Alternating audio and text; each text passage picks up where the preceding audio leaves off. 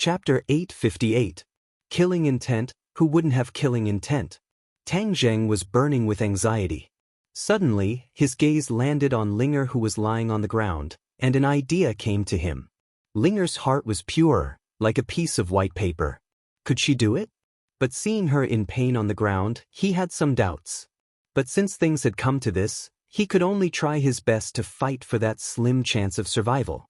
Linger, listen to me.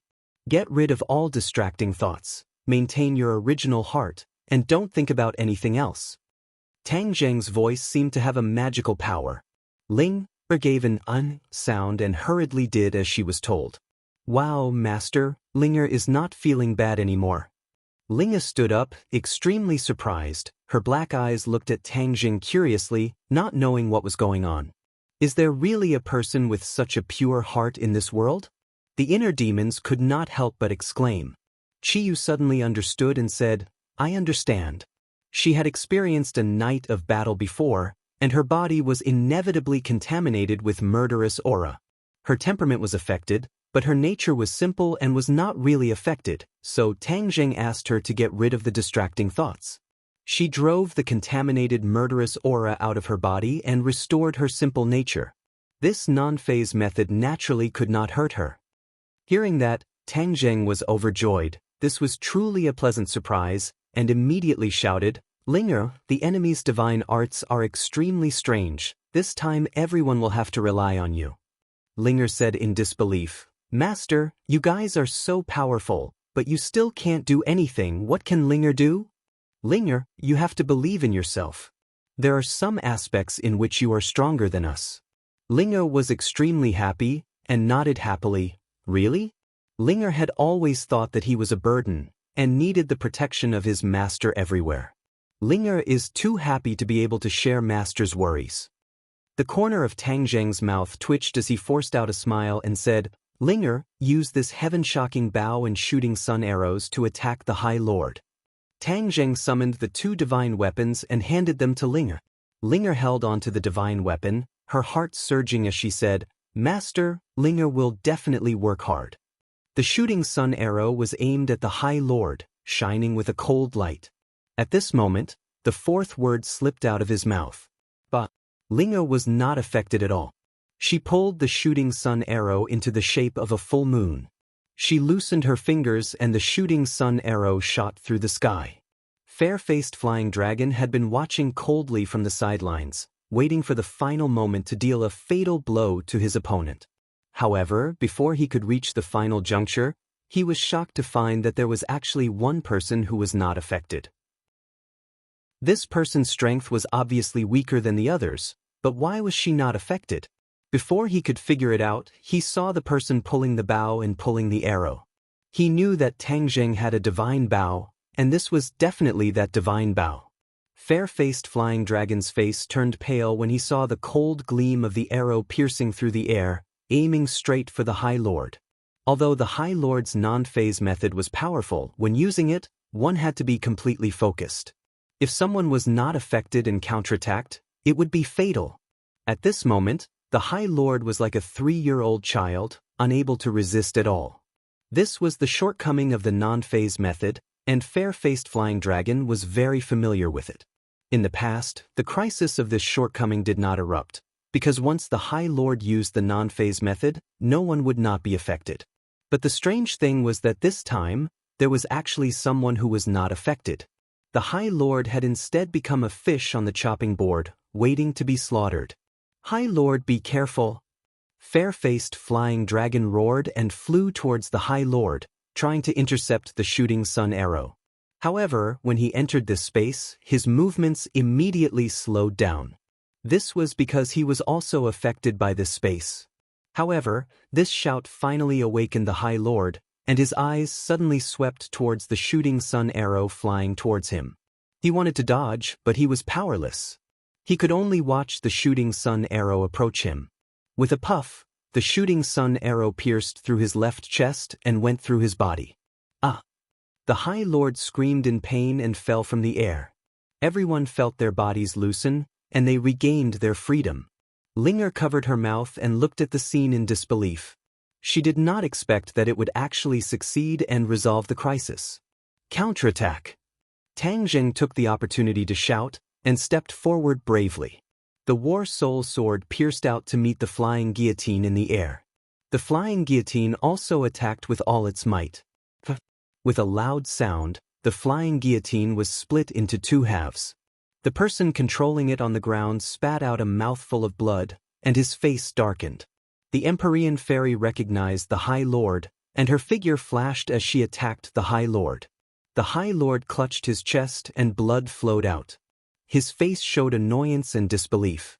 Obviously, he did not expect that there would be someone who was not affected by his non-phase method. He was already injured, and was not the Empyrean fairy's opponent. He hurriedly retreated, but the Empyrean fairy followed him like a shadow, obviously wanting to get rid of him completely. "Stop, you are not allowed to hurt the High Lord." Fair-faced flying dragon roared, and the Tai-Ah sword slashed towards the Empyrean fairy.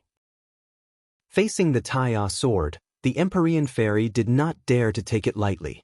After all, it was a sacred tool.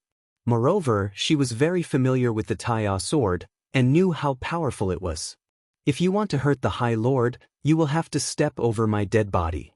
Fair-faced flying dragon was dead set on the High Lord, and his attitude was very firm. The Empyrean fairy snorted disapprovingly, and brought out the stately painting. A powerful suction force immediately enveloped fair-faced flying dragon. Fair-faced flying dragon's expression suddenly changed. Bush, bush, bush. Fair-faced flying dragon fiercely slashed a few times at the stately painting. The powerful sword chi stirred the air, trying to break free from the stately painting's restraint. However, it was all in vain. Fair-faced flying dragon was a first-grade martial emperor, which was equivalent to a first-grade yuaning.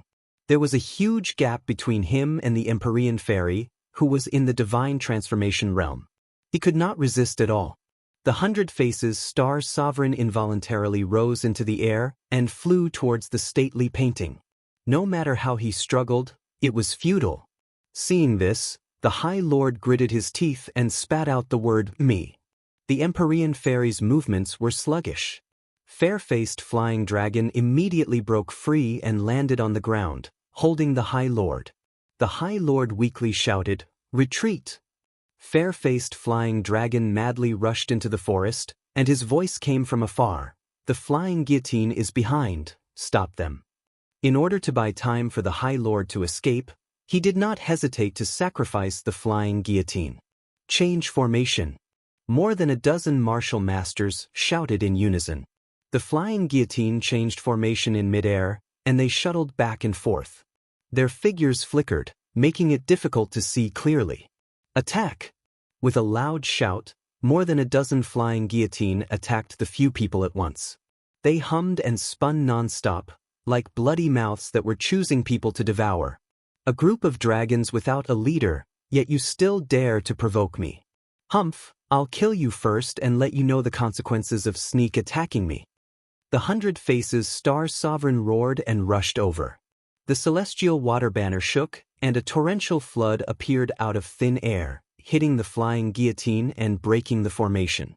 Once the formation was broken, more than a dozen martial masters were immediately revealed, and they were flustered. The 100 Faces Star Sovereign rushed in and killed 2 people with just a few moves. However, the 100 Faces Star Sovereign did not stop and rushed into the forest in the blink of an eye. "He's trying to escape." Tang Zheng shouted, wanting to chase after him, but was stopped by a few martial masters. "Damn it, get out of the way."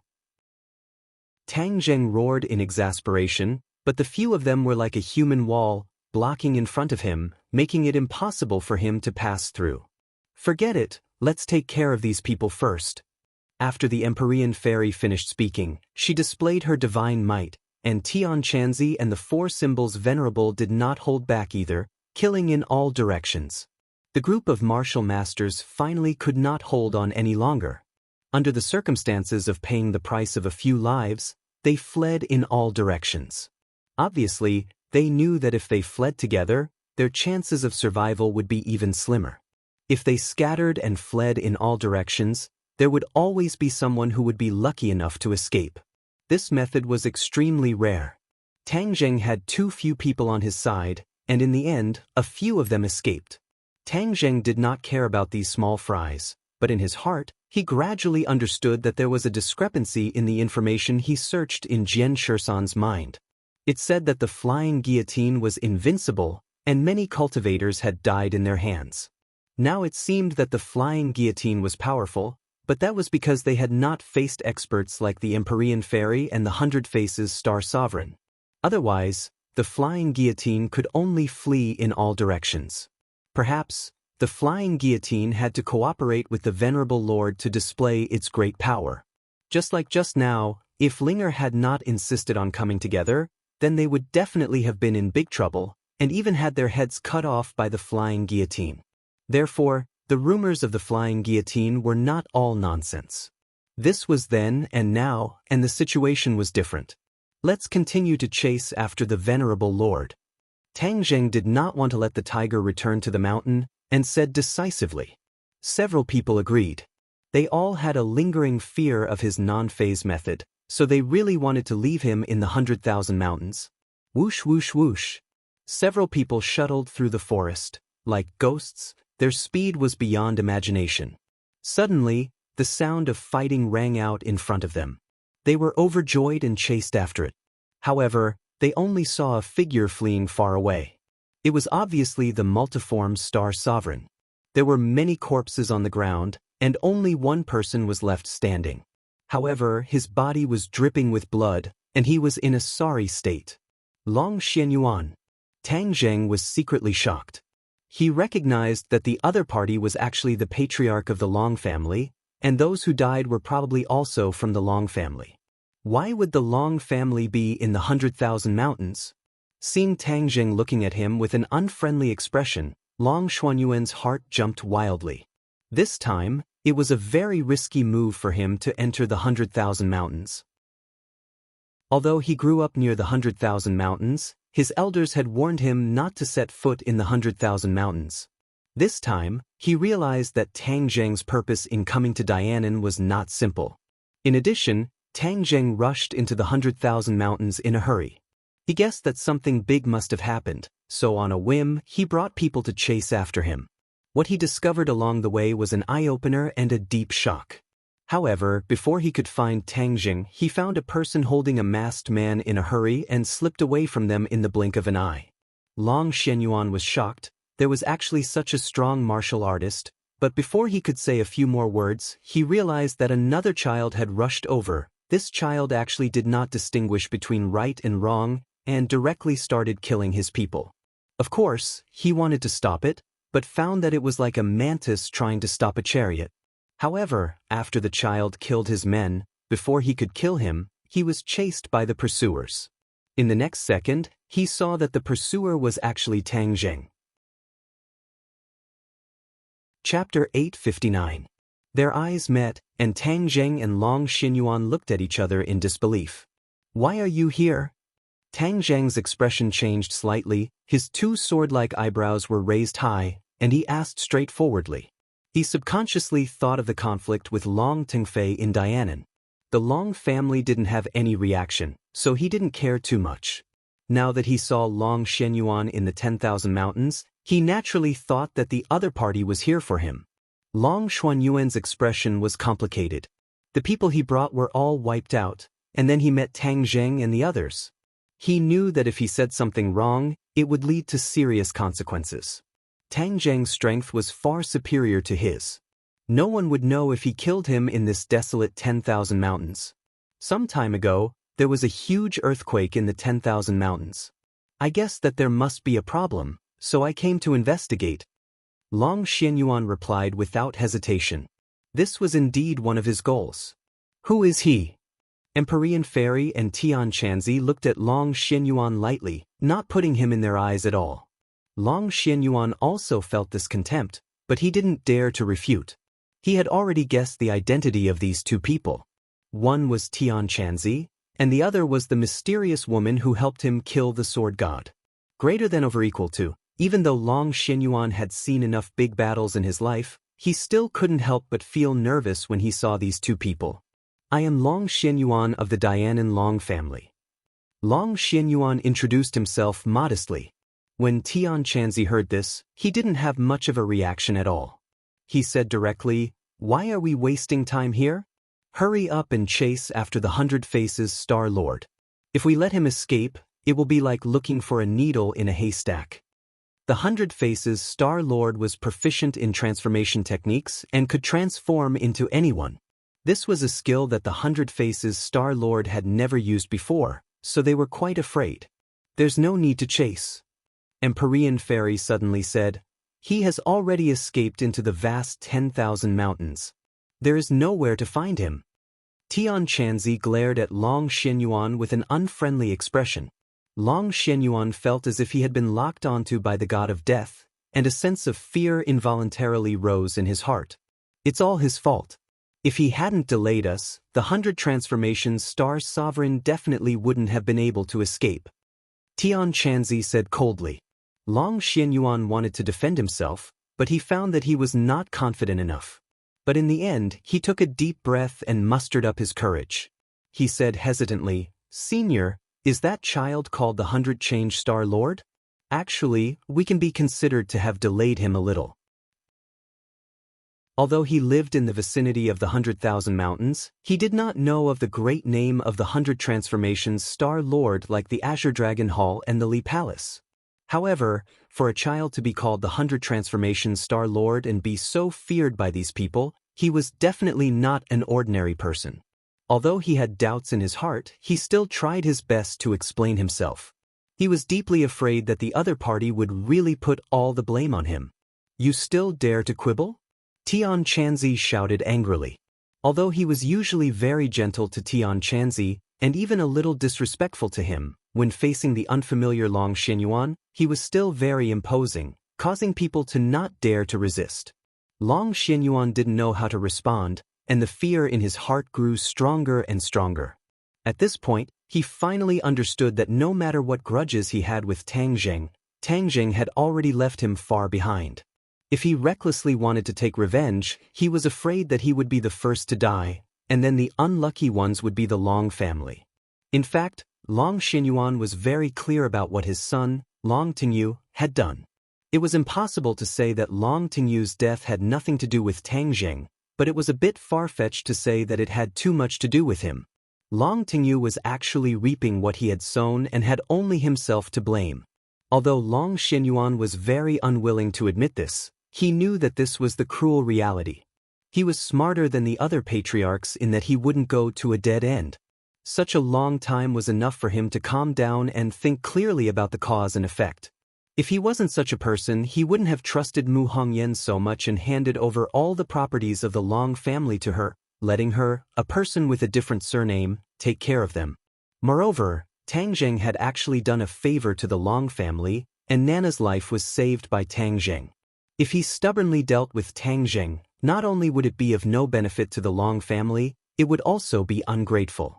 As for Long Tengfei's death, how could the life and death of a side-branch rice bucket affect Long Xuanyuan's heart much?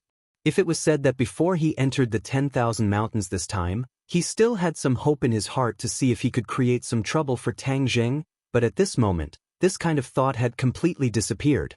He had already made up his mind to write off his grudge with Tang Zheng. He had saved Nana's life and Long Tingyu's death had cancelled each other out. But the crisis in front of him was that Tian Chanzi seemed to have blamed him for the escape of the 100 Faces Star Lord, causing him to be in trouble. Looking at Long Xuanyuan's twitching mouth, Tang Zheng couldn't help but think of Nana. After all, the other party was Nana's grandfather. Moreover, both of his sons had already died, so he was indeed a pitiful person. As for the Long family, Tang Zheng didn't think that they could threaten him now. Therefore, whether it was for the sake of Nana or Mu Hongyan, he was prepared to let Long Xianyuan go. Tang Zheng coughed and stood up. Long Xianyuan looked at him in shock, not knowing what he was going to do. He was terrified to find that not only was he facing Heaven Monk, even he was facing Tang Zheng, he was actually feeling fear in his heart, as if he was looking at a tall mountain. He couldn't help but sigh in his heart. He was really old, and he had to admit that he was old. Patriarch Long, I don't know why you entered the 10,000 mountains this time, but the 10,000 mountains is not a place you should come to. I'm sure you have experienced the danger just now. However, if you want to target me, you have to think twice before you act. For the sake of Nana and Sister Mu, I will not pursue this matter. Please do as you wish. Tang Jing said. Seeing that Tang Jing didn't pursue the matter, Long Xianyuan heaved a sigh of relief. He couldn't wait to wipe the cold sweat on his forehead and said, Tang Jing, you misunderstood. I definitely didn't mean to target you. As for the grudge between you and the Long family, I have thought it through. Nana and Hong Yen have been taken care of by you. I haven't personally thanked you yet. There's no need to thank me. Sister Mu has helped me a lot. Moreover, I like Nana very much. I have always treated her as a sister. Long Xianyuan heaved a sigh of relief. He really didn't have any resentment.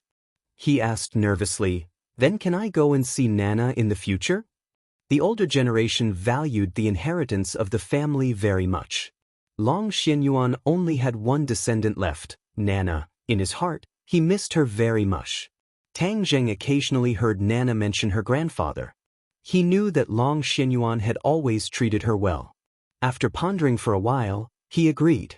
This was Long Xuanyuan's right. You are Nana's grandfather? The Empyrean fairy suddenly asked. Long Xianyuan was even more nervous when facing the Empyrean fairy. He knew that this was the fierce person who killed the sword god. He hurriedly bowed slightly and said, Yes. Nana is my disciple. The Empyrean fairy simply said this sentence and didn't say anything else. Long Xuanyuan's eyes almost popped out of their sockets. He looked at the Empyrean fairy in disbelief. His granddaughter was actually a disciple of this person. This was really the Long family's fortune.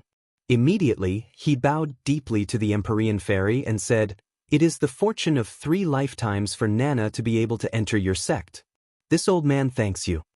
The Empyrean fairy looked at him indifferently and said, I accepted her as my disciple because of her talent. It has nothing to do with you and the Long family. Sit. Long Xianyuan hurriedly nodded and didn't dare to refute.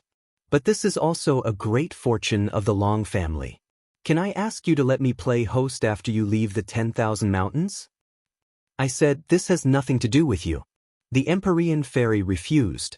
Long Xianyuan didn't dare to persuade again, but the wrinkles at the corner of his eyes were filled with joy. Suddenly, his heart moved, and he pointed in a direction and said, There is an injured person going in that direction. Why didn't you say so earlier? Heaven Monk snorted angrily, and rushed out as if he was flying. Tang Zheng and the others no longer cared about Long Xianyuan, and shot out. Since they couldn't catch up with the 100 Faces Star Sovereign, they would chase after the Azure Dragon Hall's High Lord and fair-faced Flying Dragon. These 2 people would definitely escape from the 10,000 mountains. In the blink of an eye, they disappeared. Long Xianyuan put away the shock on his face, hesitated for a moment, and also chased after them. This time, he didn't want to deal with Tang Zheng, but wanted to see what he could do to help. The change in his way of thinking allowed both sides to bury the hatchet, and also gave himself and the Long family a chance to live. The few of them were as fast as lightning, shuttling through the dense forest. Suddenly, the Empyrean fairy shouted, There is the smell of blood in this direction. The High Lord was injured, and the smell of blood was definitely the High Lord's. The few of them were shocked and chased forward. Sure enough, they saw a figure in front of them. It wasn't the High Lord or fair-faced Flying Dragon, but a member of the Flying Guillotine who had escaped earlier. The other party didn't seem to be surprised by the arrival of the pursuers. Instead, the corner of his mouth revealed a trace of complacency. You want to kill the High Lord? Dream on. It seems that you guys expected us to chase after you, so you deliberately used this method to lure us here. In fact, the High Lord and fair-faced Flying Dragon have already escaped to God knows where, right? Tang Zheng saw through the other party's thoughts with a glance. The other party's eyes fluctuated violently, but he didn't say anything. Tang Zheng understood. As expected, he guessed correctly. This High Lord was too smart. However, his left chest was pierced by the shooting sun arrow, and his heart should have been hit as well. Why wasn't he dead yet? Tang Jing guessed that the other party must have a special life-saving method. Capture him alive. Tang Jing decided to capture him alive and use the soul search to search for more information about the Azure Dragon Palace. The other party's expression changed greatly. He didn't resist, but raised his hand and slapped his own head. With the other party's strength, his head would probably explode like a ripe watermelon. You want to die in front of me? Not so easy. Tang Jing learned from Jian Shursan's mistake, so he couldn't let the other party succeed. He stretched out his arm and used the swallowing heaven technique. A black hole appeared in his palm, and immediately sucked the other party into his palm and controlled him. Chapter 860. Tang Jing controlled the man and was about to use the soul-searching technique when he found that the other party had a sneer on his face. He was startled, and a bad premonition hit his heart. Sure enough, the other party's head tilted and he died. Under his control, the corner of his mouth overflowed with a trace of black blood. Poisoned! Tang Jing suddenly realized and pried open his mouth. Sure enough, he was poisoned. Although Tang Jing controlled him, he still triggered the poison and died immediately, not giving Tang Jing a chance. A great master martial artist was actually willing to give up his life like this? Tang Jing was extremely shocked. A great master martial artist was an extremely important existence to a family, but this person actually sacrificed himself without hesitation. What kind of existence was the Azure Dragon Palace that they could train such a person? Tang Jing was shocked. He loosened his hand and the other party fell to the ground.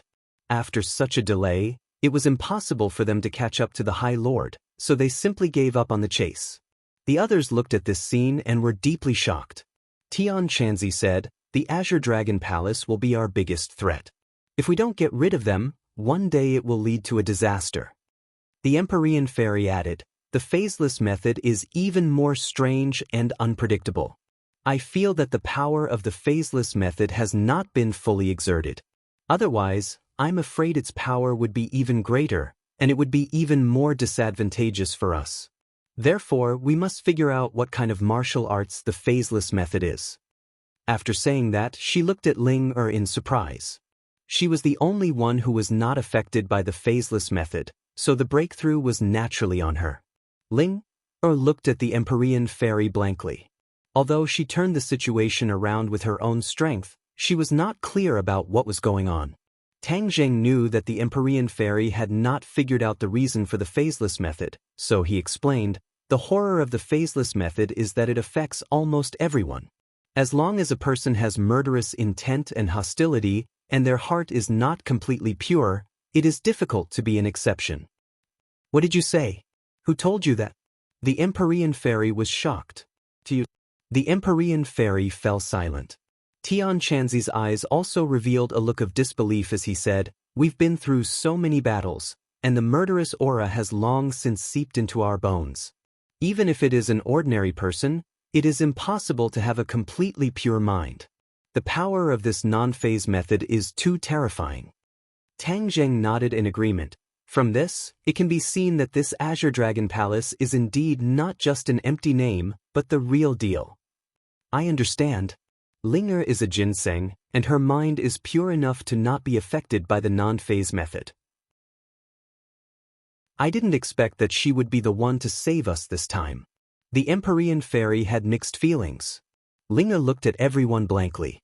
She didn't realize that she had such a big role. Looking at her ignorant appearance, Tang Jing smiled and said, "Linger, this time everyone was saved by you. Now you know how powerful you are, right?" Linger shook her head like a rattledrum and said nervously, "Master, Linger is not as powerful as you say. Without you, Linger would not have been able to do this. Don't be modest. In addition, did you notice that when the Great Lord used the non-phase method, although we were all affected, he was also helpless and couldn't use other attacks? He had to rely on the flying guillotine to attack us. In addition, anyone who entered his attack range would be attacked indiscriminately. Therefore, the fair-faced flying dragon failed to save him," the Empyrean Fairy pointed out. "Therefore, the Great Lord and the flying guillotine complemented each other. This is the most fatal method of the Azure Dragon Hall. Tian Chanzi concluded. Tang Jing nodded, admitting that what the two said was true. He added, therefore, to deal with the Great Lord, we have to rely on Linge. Suddenly, the three people focused their eyes on Linge. Linge felt an inexplicable pressure and said nervously, don't look at me, I'm really not that powerful. Linge, don't belittle yourself. Be confident. Tang Jing urged. But the most important point is that Linger's mind cannot be changed by pollution. Otherwise, facing the non-phase method will be in vain. The Empyrean fairy said. Tang Jing and Tian Chanzi both nodded. This was the most important thing. To keep a person's heart, especially in this materialistic society, it was much more difficult than cultivating martial arts. Linge, did you hear that? Tang Jing asked. Linge nodded hesitantly. This is Master's order. Linge will definitely do it. It's not enough to rely on her own efforts. We have to make the people around her reliable enough. We can't let her hands be stained with the slightest bit of blood and evil aura. The Empyrean fairy said. Tang Jing had to admit that the Empyrean fairy was very thoughtful. Although it was very difficult, he still had to do it. Linge was like a national treasure that must be protected in all aspects, and not only to protect her from harm. I will order Yi Yuan to lead the elites of the witch clan back. Tang Jing didn't think that me and the others could do this. They could do business, but they couldn't do anything about these things. In the past, he was afraid that the authorities or the Azure Dragon Palace would deal with the witch clan, so he placed them and the people of the martial sect on the island. Now that he had the Empyrean fairy, at least the authorities wouldn't dare to act rashly. In addition, he had another layer of consideration. After all, the witch clan was the core of the Jili tribe. Chiyu had awakened again. If he didn't tighten his close relationship with the witch clan, if one day Chiyu left his body, would he take the witch clan back under his command? Tang Jing didn't want the witch clan to be taken back under Chiyu's command. Then he would summon the witch clan back and let them stay by his side to deepen the relationship between them. Of course, there was no need to make this thought public. Although Chiyu and the inner demons were in his body, Tang Jing's strength was no longer the same as before. His spirit was strong, so the two of them were unable to detect his thoughts. He was not afraid that Chiyu would know. In fact, even if he knew, Chiyu couldn't do anything about it. It's best that you have your own arrangements. Linge is the most important, we can't lose her. Empyrean fairy emphasized. Whiz! Long Xianyuan also caught up. Seeing the corpse on the ground, the corner of his mouth twitched a few times. Seeing that the few of them were looking over, he quickly said, Tang Linge, Miss Tang, has encountered some problems with the official cooperation with Dianan. I have a way to solve it. He did not hear the conversation between the few of them just now. It was purely to deepen the relationship between them. Tang Jing was also clear about this, but he did not make a decision immediately. Instead, he looked at Linge. Linge understood and said, Master, you make the decision. Linge will listen to you. Linge, this is your job. What do you think? Linge looked around and said, the scenery of Dianan is beautiful, and there are 10,000 mountains. Although it is dangerous, Linge also likes the environment here, so the cooperation with Dianan is quite good. It seemed that Linge really liked Dianan. Tang Jing nodded and said, then it's up to you. You will be the tourism ambassador. Long Xianyuan was overjoyed and promised, everyone, please rest assured. This matter will be done as soon as possible. Originally, Linge came for the cooperation, but the matter with Long Tengfei caused it to be ruined. With Long Xuanyuan's power, this was a small matter. Of course, he could turn the situation around. Linge smiled sweetly and politely nodded to Long Xianyuan to thank him. The monsters in the 10,000 mountains are either dead or have fled. The threat has been mostly eliminated. As for the 100 Faces Star Lord, it will be very difficult to find him, so there is no need to stay here. Tang Jing said. Empyrean fairy glanced at Long Xianyuan. Long Xianyuan was very smart and immediately retreated far away. He knew that they had something to talk about and did not want him to know. Although he was curious, he did not dare to eavesdrop. I want to go to Mount Buzhou to take a look. Empyrean fairy said that before coming, Tang Jing had already told her about Mount Buzhou and the 100 Faces Star Lord. She was naturally very curious. The 100 Faces Star Lord is definitely not in Mount Buzhou. Tang Jing said, I'm not looking for him, I'm looking for Mount Buzhou. Empyrean Fairy insisted. Alright, let's go to Mount Buzhou. Tang Zheng was actually not too willing to expose Mount Buzhou in front of too many people. After all, Mount Buzhou was related to the Heaven Stairway, and furthermore, Yan Qingyi's prophecy also involved Mount Buzhou. However, Empyrean Fairy was not an outsider, so he had no way to refuse this request. Patriarch Long, let's part ways here. You don't have to follow us anymore, understand? Tang Zheng called Long Xinyuan over and warned him. Long Xinyuan understood that the other party was going to do something secretive. If he continued to follow them, he would be asking for trouble. He promised and said that he would immediately go back and prepare for Linger's tourism ambassador. After bidding farewell to each other, Tang Zheng and the rest rushed towards Mount Buzhou and entered the prehistoric heavenly tomb once again. Occasionally, there would be monsters appearing, but they were extremely weak. When they saw these people, they would run in all directions. The demonic beasts were not idiots. Even their master, the 100 Faces Star Lord, had failed, so how could they dare to compete with Tang Zheng and the rest? Tian Chanzi looked at the messy prehistoric heavenly tomb, especially the tombstones that had fallen to the ground. Tian Chanzi sighed with emotion. I'm afraid that even in their dreams, these experts would never have thought that they would suffer such a great crime after death. This 100 Faces Star Lord is truly too despicable. I'm guessing that the 100 Faces Star Lord will probably leave the 10,000 huge mountains. There's nothing left for him here. In the future, he could be anyone, and the threat to us would be even greater. Tang Zheng sighed faintly. How could everyone not know this? But there was nothing they could do. Gradually, Mount Buzhou appeared in their line of sight. It was covered in white snow and the mountainside was shrouded in clouds, making it impossible to see through. Empyrean Fairy stared blankly at Mount Buzhou and said, When I was young, I heard my father mention Mount Buzhou, but at that time, Mount Buzhou was already broken, and no one knew where Mount Buzhou was. I never thought that it would actually be hidden here. Mount Buzhou is connected to the sky beyond heaven. If we rebuild the heaven stairway, we can go to the sky beyond heaven and bring the others back. Tian Chanzi had always been thinking about this matter. Chapter 861. Tian Chanzi had never forgotten about the stairway to heaven. He looked at Tang Zheng and said, You've been looking for dark stones of heaven and earth. How many have you collected so far? More than 60 pieces. Tang Zheng did not want to lie to Tian Chanzi, so he told the truth. Tian Chanzi looked excited and said, Where did you collect so many dark stones of heaven and earth? The South Sea. Tian Chanzi nodded slightly. I didn't expect that there would be so many dark stones of heaven and earth hidden in the sea. If we can find the remaining dark stones of heaven and earth, then the day of rebuilding the stairway to heaven will be just around the corner. Tang Zheng did not tell him the whole truth. If Tian Chanzi knew that there were dark stones of heaven and earth under the imperial palace, he would definitely rush back without stopping. However, he was still one step away from the soul formation stage. The Empyrean Fairy was not willing to help.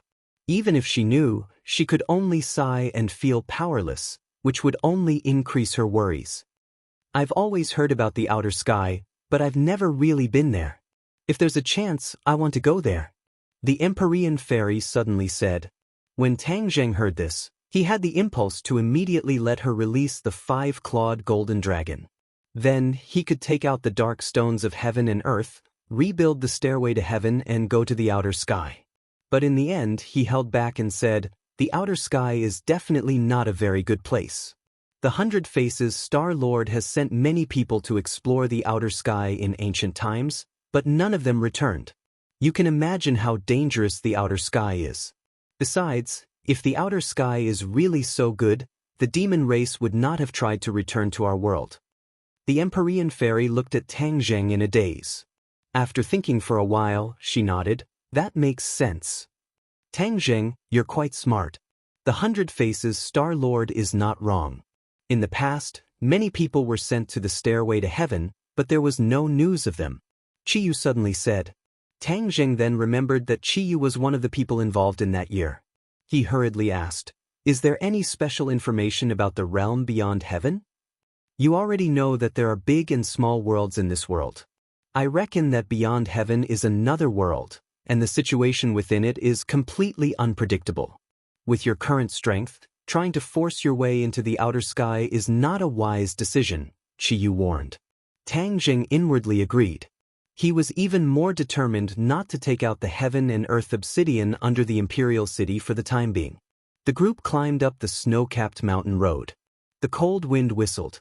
The outside world was in the middle of a scorching summer, but here, it was a world of ice and snow, like the 12th lunar month. Mount Buzhou was still enveloped by the enchantment and isolated from the outside world. Tang Zheng was familiar with the process and easily broke through the enchantment. Behind the enchantment was another world. The spring breeze was as warm as spring, and the flowers, birds, grass, and insects were full of vitality. Back then, the 100 Transformation Star Sovereign lived in this barrier, but this barrier could not stop him. He could come and go as he pleased. The Empyrean Fairy looked at this world and clicked her tongue in admiration. Mount Buzhou is really magical. There are so many sights. Master, doesn't this look like the paradise described in the books? The scenery is so beautiful. Ling said with her eyes wide open. Tang Jing laughed involuntarily. This is not a paradise. 100 Transformations Star Sovereign used to live here. It was very dangerous. Ling pursed her lips and said, "It's such a pity that such a bad person lived here. But he definitely doesn't live here now." Tang Zheng said that 100 Transformations Star Sovereign was imprisoned here for tens of thousands of years. Once he escaped, he would definitely not be willing to step foot here again. In the future, we will live in the 100,000 mountains. We can also come here occasionally to play. Ling looked forward to it. After a while, they arrived at the small wooden house where 100 Transformations Star Sovereign used to live. However, it had become a pile of ruins and was no longer peaceful. Back then, the furthest Tang Zheng's group had come was here. Later on, they were chased by 100 Transformations Star Sovereign and had no time to explore the other places of Mount Buzhou. Tang Jing gave a simple introduction. The Empyrean Fairy nodded secretly and said, "Then let's continue forward. We haven't reached the peak yet." Tang Zheng was moved. He also wanted to explore the peak and gladly accepted. The group continued forward. The scenery along the way became more and more beautiful. It was truly a scene of paradise. Suddenly, a thick fog shrouded the front, blocking everyone's path. "This fog is strange." The Empyrean Fairy frowned. "Amazing, you can see it with a single glance." Tang Jing praised. He walked straight to the fog and waved his hand. The fog also surged as if it was alive. "This is a formation?" Tian Chanzi asked hesitantly. After the stairway to heaven was destroyed, the peak was sealed by a formation. Normal people can't reach it. This is what Qiyu told me. Tang Jing explained. The method to break the formation was naturally from Qiyu. As soon as he finished speaking, the fog was pushed aside and retreated to the sides. A strong wind blew, causing them to sway and almost lose their balance. "Everyone be careful. This peak is not simple. It's very dangerous," Tang Jing warned. He held Linger's hand and said, "Linger, follow me." Linger smiled sweetly. She held Tang Jing's hand tightly and followed him obediently. The strong wind was biting cold. The aura of heaven and earth had become very chaotic. It was completely different from the previous fragrance of flowers and birds. It was as if they had entered another world. This Mount Buzhou was really strange. The foot of the mountain, the middle of the mountain, and the peak were three completely different scenes. It was like three different worlds. If a normal person came to the peak, they would have been blown away by the strong wind and fallen off the cliff to their death. They didn't walk very far before they found that the path beneath their feet had become dangerous. There were cliffs on both sides. There was only a straight path in the middle. The path went straight up and stopped abruptly after a few dozen meters. "We've reached the peak," Tang Jing said. Although Qiyu had described this scene to him before, he was still shocked when he saw it with his own eyes. Tang Jing had been to Sky Mountain before, but Mount Buzhou seemed to be closer to the sky. They were only one step away from reaching the sky. It was really within reach. The few of them stared at the end of the path. The Empyrean fairy said, "Is that where the stairway to heaven broke? If we follow that path to rebuild the stairway to heaven, we can reach the sky beyond heaven." Tang Zheng pointed to the end of the path and said. Linger looked at the sky blankly and asked, "Linger has also been on a plane. It's higher than here. Why didn't I see the sky beyond heaven?" The Empyrean fairy looked deeply at her and said, "The sky beyond heaven isn't really in the sky. It's another world. The stairway to heaven is the key to opening that other world. I'm guessing that there's a formation in the stairway to heaven or something like that that can trigger the passage to the sky beyond heaven. It doesn't mean that one can only go to the sky beyond heaven by ascending to the sky beyond heaven." Linger didn't fully understand and looked blankly at Tang Zheng. Tang Zheng, on the other hand, understood. He was deeply impressed and said, "You are right. The heaven stairway is the key and door to the sky beyond heaven. As for why it has such an effect, even Qiyu is not clear about it." How did the stairway to heaven come about? Tang Zheng had already asked Qiyu this question and answered. The stairway to heaven was accidentally discovered by someone. As for its origin, no one knows. Well, it seemed that the stairway to heaven was as mysterious as the sky beyond heaven. If they wanted to solve all of this, they would have to rebuild the stairway to heaven. The Empyrean fairy and Tian Chanzi looked at the mountain peak in front of them with burning eyes. It was as if they were imagining the scene after the stairway to heaven was rebuilt. Tian Chanzi waved his fist and said, "No matter how dangerous the sky beyond heaven is, as long as I'm alive, I will definitely explore it." Tang Zheng looked deeply at him. Tang Zheng was also curious about the sky beyond heaven, but he wasn't that interested at the moment. The Empyrean fairy seemed to be a little unwilling and leaped into the air. Like a dancing butterfly, she flew straight up into the sky. The astral wind in front of her became more and more biting cold. It blew her hair up and her body swayed along with it.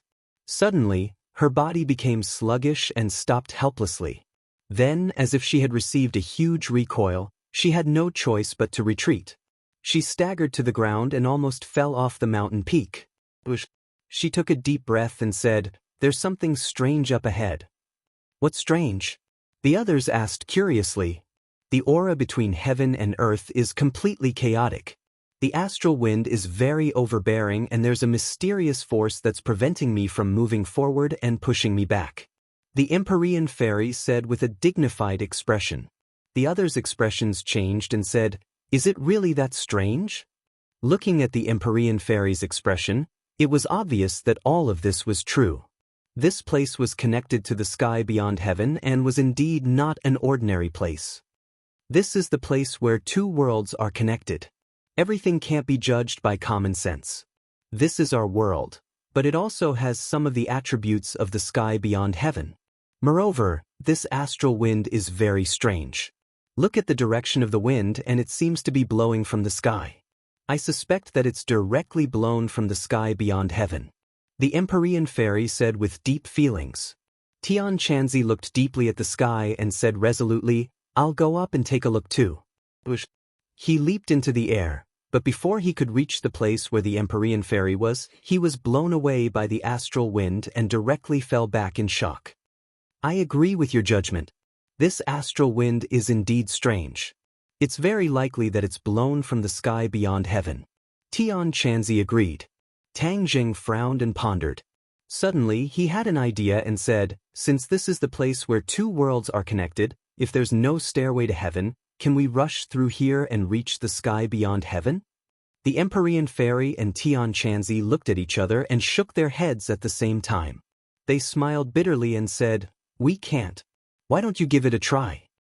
Your cultivations are so much higher than mine. If you can't do it, it's even more impossible for me." Tang Zheng shook his head helplessly. This was whimsical. How could it be so easy? If it was really that easy, after the stairway to heaven was destroyed, there would be no one who could reach the sky beyond heaven from here. "Master, you should give it a try. If they can't do it, it doesn't mean that you can't," Ling encouraged. In her eyes, Tang Jing seemed to be omnipotent. Squeak squeak. Little White also nodded in agreement at the side. Tang Zheng was moved by their words and changed his mind. Chapter 862.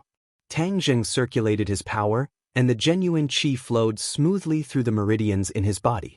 With a slight tap of his toes, he rushed into the sky like a cheetah. An even more piercingly cold wind blew past his ears, causing his cheeks to hurt. Moreover, from the unseen world, a mysterious force came head-on, trying to stop him. Roar! He let out a deep roar and hurriedly circulated his true qi in an attempt to resist this power. However, this power was too strong and there was nowhere to vent it. His body was about to fall back. He was quick-witted and hurriedly used the sky-swallowing technique. 2 black holes appeared in his palms, and the power was actually absorbed by the black holes. With the resistance greatly reduced, he leaped up again and actually flew against the current, flying even further than the Empyrean Fairy. The Empyrean Fairy and Tian Chanzi looked at each other in shock. How did he do it? At the same time, they couldn't help but look forward to seeing if Tang Zheng could find anything. Or perhaps he had really found the world beyond heaven? Tang Zheng also became excited. He also thought of this possibility. If they could really enter the Outland, then wouldn't there be no need for the stairway to heaven? The strong wind was like a knife, and it actually cut open a wound on his cheek. It was extremely painful, but he quickly gritted his teeth and endured it.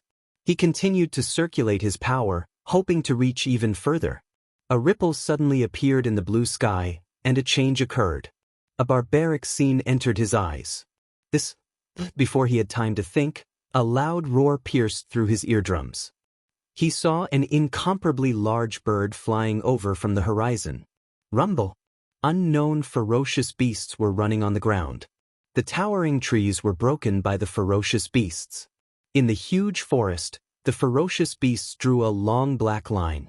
There were actually over 100 of them. These ferocious beasts were larger than most of the beasts that Tang Zheng had seen before. Furthermore, they were ferocious and terrifying. However, they seemed to be very afraid and were running away from something. That big bird! Tang Zheng's eyes flashed as he looked at the massive bird in the sky. It was even bigger than any plane in the world, and when it spread its wings, it was at least 1,000 meters long. The big bird flapped its wings, and a tornado appeared between heaven and earth. The big bird swooped down like a fighter jet, and the sound of breaking through the air was like thunder. In the blink of an eye, over 100 ferocious beasts on the ground were defeated by him in a single move. Countless were killed or injured, and then they were swallowed into his big mouth and disappeared. A 7-colored light flashed on the bird's body. When the light dispersed, the bird disappeared without a trace. Tang Zheng was dumbfounded. His mouth was about to be stuffed with a duck egg. The shock that this scene gave him was unimaginable. It was more shocking than any battle he had ever encountered. Perhaps only the battle of Zhuelu that he had seen in Chiyu's illusion could be compared to this. His vision gradually expanded. In the distance, he saw a majestic city. This city was so huge that he couldn't see the end of it with a single glance. There was a terrifying might within the city. Moreover, at the center of the city, a pillar of light rushed into the horizon, connecting heaven and earth. This pillar of light seemed to contain an extremely mysterious power, which made people feel reverence. Tang Zheng wanted to take a closer look. Suddenly, the scene in front of him fluctuated and disappeared. It became a blue sky again. His figure paused, and he was blown back by the strong wind. Tian Chanzi hurriedly caught him and said with concern, "Be careful. What did you find? Why are you so distracted?" The Empyrean Fairy also looked at him with burning eyes, waiting for his answer. Tang Zheng muttered to himself for a while, digesting the shocking scene, and said, "I saw something." What? Previously, Tian Chanzi and the Empyrean Fairy didn't find anything. Hearing this, they were shocked, happy, and curious. Tang Zheng described what he saw in detail. Suddenly he asked, "Did you hear those sounds just now?" The two shook their heads at the same time. "No, we only heard the sound of the wind. Since you're the only one who saw those images, it seems that only you can hear those sounds. Do you think those images are from the sky beyond heaven?" Tang Zheng asked curiously. This was the thought that came to him when he saw the scene just now. It should be. The two said in unison, since this is the passage to the sky beyond heaven, it's not impossible to occasionally see images from there. It's just that we can only do this by breaking through the obstruction of that mysterious power. You actually have a way to deal with that mysterious resistance. The Empyrean fairy looked at him in amazement. Tang Zheng chuckled. Fortunately, it was the sky-swallowing technique that worked. The Empyrean fairy and Tian Chanzi both knew about the sky-swallowing technique. Tian Chanzi asked suspiciously, as far as I know, the sky-swallowing technique is of little value to the demon race. I feel that your sky-swallowing technique is much more powerful and different from the demon races. Tang Zheng couldn't help but sigh at Tian Chanzi's shrewdness. He admitted, there is a little difference. This was because after he obtained the second half of the sky-swallowing technique from the Langya Pavilion, the sky-swallowing technique had unknowingly changed. Of course, its power was much more powerful than the demon race's sky-swallowing technique. Tian Chanzi didn't care much about the demon race's techniques. He didn't continue to ask about the sky-swallowing technique and changed the topic. You're the only one among us who can get close. Can we try again and see if we can see more images? The Empyrean fairy also nodded in agreement. Tang Zheng was also quite tempted. He rested for a moment, accumulated his vital energy, and flew up again. This time, he directly used the sky-swallowing technique. Sure enough, the mysterious force appeared again, but it was immediately absorbed by the sky-swallowing technique. Tang Zheng once again arrived at the previous place. He opened his eyes wide, not letting go of any details, hoping to see more images. However, things didn't go as he wished. The wound on his face burst open again, and the clothes on his body were torn apart, revealing his strong physique. Things didn't go as I wished. I can't see anything. Tang Zheng looked around and couldn't help but feel disappointed when he saw nothing. The strong wind blew, and he couldn't continue to persevere. He flew back with a depressed face and shook his head at their eager eyes. No, I can't see anything. The two couldn't help but feel disappointed. Tian Chanzi patted Tang Zheng's shoulder and comforted him. This is something that can only be encountered by chance. Since you've seen a little, it's enough for us to understand more about the sky beyond heaven. In fact, the images you've seen have already conveyed a lot of information. Tang Zheng's spirit was shaken and he nodded. That's reasonable. At least we know that the sky beyond heaven is indeed a dangerous place as we previously speculated. It's not a good place. Those ferocious beasts and that giant bird are no pushovers. On top of that, that city is so vast that it's obvious that the outer sky is a much more powerful world. The natives of that world are far more powerful than us. The few of them didn't look too good. There were so many small and big worlds. And now that they found out that the strength of this world was so terrifying, of course, they couldn't be happy. They also finally understood why the demon race tried so hard to return. In that world, the demon race's life was probably not easy. Chiyu also knew about the sky beyond heaven for the first time. He sighed, no wonder so many people never returned. They were probably killed by the natives of the sky beyond heaven. Tang Zheng felt regretful and said seriously, since the sky beyond heaven is so dangerous, and there are even stronger existences, the stairway to heaven can't be easily rebuilt. Otherwise, we won't only be facing the cultivators of our world, but also the natives of the sky beyond heaven. At that time, we'll be in trouble, and we might even cause a disaster to this world. Although Tian Chanzi was unwilling, he had to admit that Tang Zheng's words were reasonable. He didn't say a word, and tacitly agreed with Tang Zheng's decision. The Empyrean fairy looked at the sky deeply and said regretfully, I originally wanted to go to the sky beyond heaven to investigate, but now it seems that this plan is going to be ruined. Tang Zheng didn't think so, because he suddenly remembered Yan Qingyi's prophecy. In the prophecy, the stairway to heaven had been rebuilt. However, he also remembered Qiyu's words. The stairway to heaven existed a long time ago. At that time, only the people of this world entered the sky beyond heaven through the stairway to heaven. Why didn't the people of the sky beyond heaven come through the stairway to heaven? After listening to Tang Zheng's question, Chiyu was speechless for a moment. He couldn't find a conclusive answer and could only say, maybe there are some reasons that we don't know. Suddenly, Tang Jing felt that more questions came to his mind, and he couldn't figure it out in a short time. He could only temporarily put it to the back of his mind. Tang Jing, you're exposed. Suddenly, Tian Chanzi pointed at Tang Jing's clothes, which were almost like strips of cloth, and said mischievously. Tang Jing was embarrassed. He looked at the Empyrean fairy and Linger, and fiercely glared at Tian Chanzi. He quickly ran to the side to change his clothes. The few of them didn't continue to stay here. They looked at the peak of the mountain with complicated expressions and went down the mountain. After experiencing 3 different environments, they came to the foot of the mountain. When they looked back again, the peak of the mountain was covered in clouds and fog. It was impossible to see clearly. I've seen Mount Buzhou. One of my wishes has been fulfilled.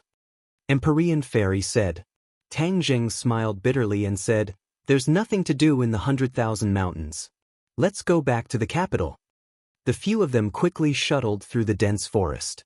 Tang Jing's mind couldn't help but have images of the sky beyond heaven. His heart was unsettled. If the stairway to heaven is really reforged, then we must do our best to prevent the natives of the sky beyond heaven from coming to this world. Otherwise, this world will really suffer a disaster. Tang Jing thought silently. Although he never wanted to be a savior, when he saw that this world was in danger, he almost subconsciously wanted to avoid that kind of situation. Perhaps this was inseparable from the education he received from his grandfather since he was young. His grandfather had always taught him to be a good person. He still maintained pure kindness in his bones. The few of them walked out of the 100,000 mountains, and the 100,000 mountains returned to silence. However, they didn't walk too far before they saw a few luxury cars parked by the side of the road. Long Xianyuan was actually sitting in the car.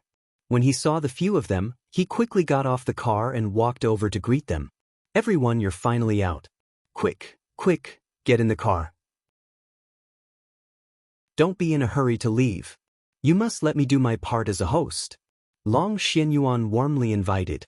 Although he was very curious about what Tang Jing and the others were doing, he didn't dare to ask. Chapter 863. After pausing for a few days in Dianan, Long Xianyuan received him grandly. Linger's cooperation with the authorities had already been finalized, and she still had to stay in Dianan to film a promotional video for Dianan. Yuan brought the elites of the Witch clan and rushed to Dianan, protecting Linger's safety closely. As for the other staff members, they were repeatedly warned by Tang Jing. Everyone realized the importance of Linger to their boss and protected her like a national treasure. However, there was another person who came with Yuan, Lan Yu, Tang Jing's mother. She missed her son and couldn't help but come with Yuan. Although this was out of Tang Jing's expectations, he did not say anything. According to Yuan's report, everyone was doing well on the island, especially the old man, Tang Dahai. Although he was not used to it at first, he gradually became obsessed with cultivation and actually regained his vitality at the age of 70. His face was flushed red and his spirit was hale and hearty. Regarding this, Tang Jing was very gratified. After Lan Yu saw her son, she almost never left his side. Tang Jing was helpless and did not stop her. The knot in his heart was slowly unraveling, and he could treat his parents normally. The time spent together was always short. Even though Ling was reluctant to part, she could only watch as Tang Jing and the others left. She still had a lot of work to do. After the few of them boarded the plane and returned to the capital, Tian Chanzi slipped away. Lan Yu was naturally brought to the villa. The villa had already been renovated, and the traces of the battle had long since disappeared. Actually, they could have moved out of this place, but everyone chose to stay. That battle had left a deep impression on them. Living here, they could constantly remind them of a sense of danger. A few great beauties came out to welcome them. Lan Yu's eyes were almost dazzled by them. When she was young, she was also a beauty, and now she was even more charming. However, when she saw the few beauties with different styles in front of her, she was still dazzled.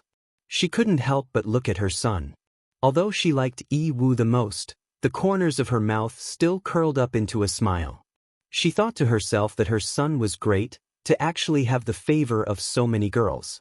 When Wu saw Lan Yu, he immediately stepped forward and bowed, calling out affectionately, "Mistress, why are you here?"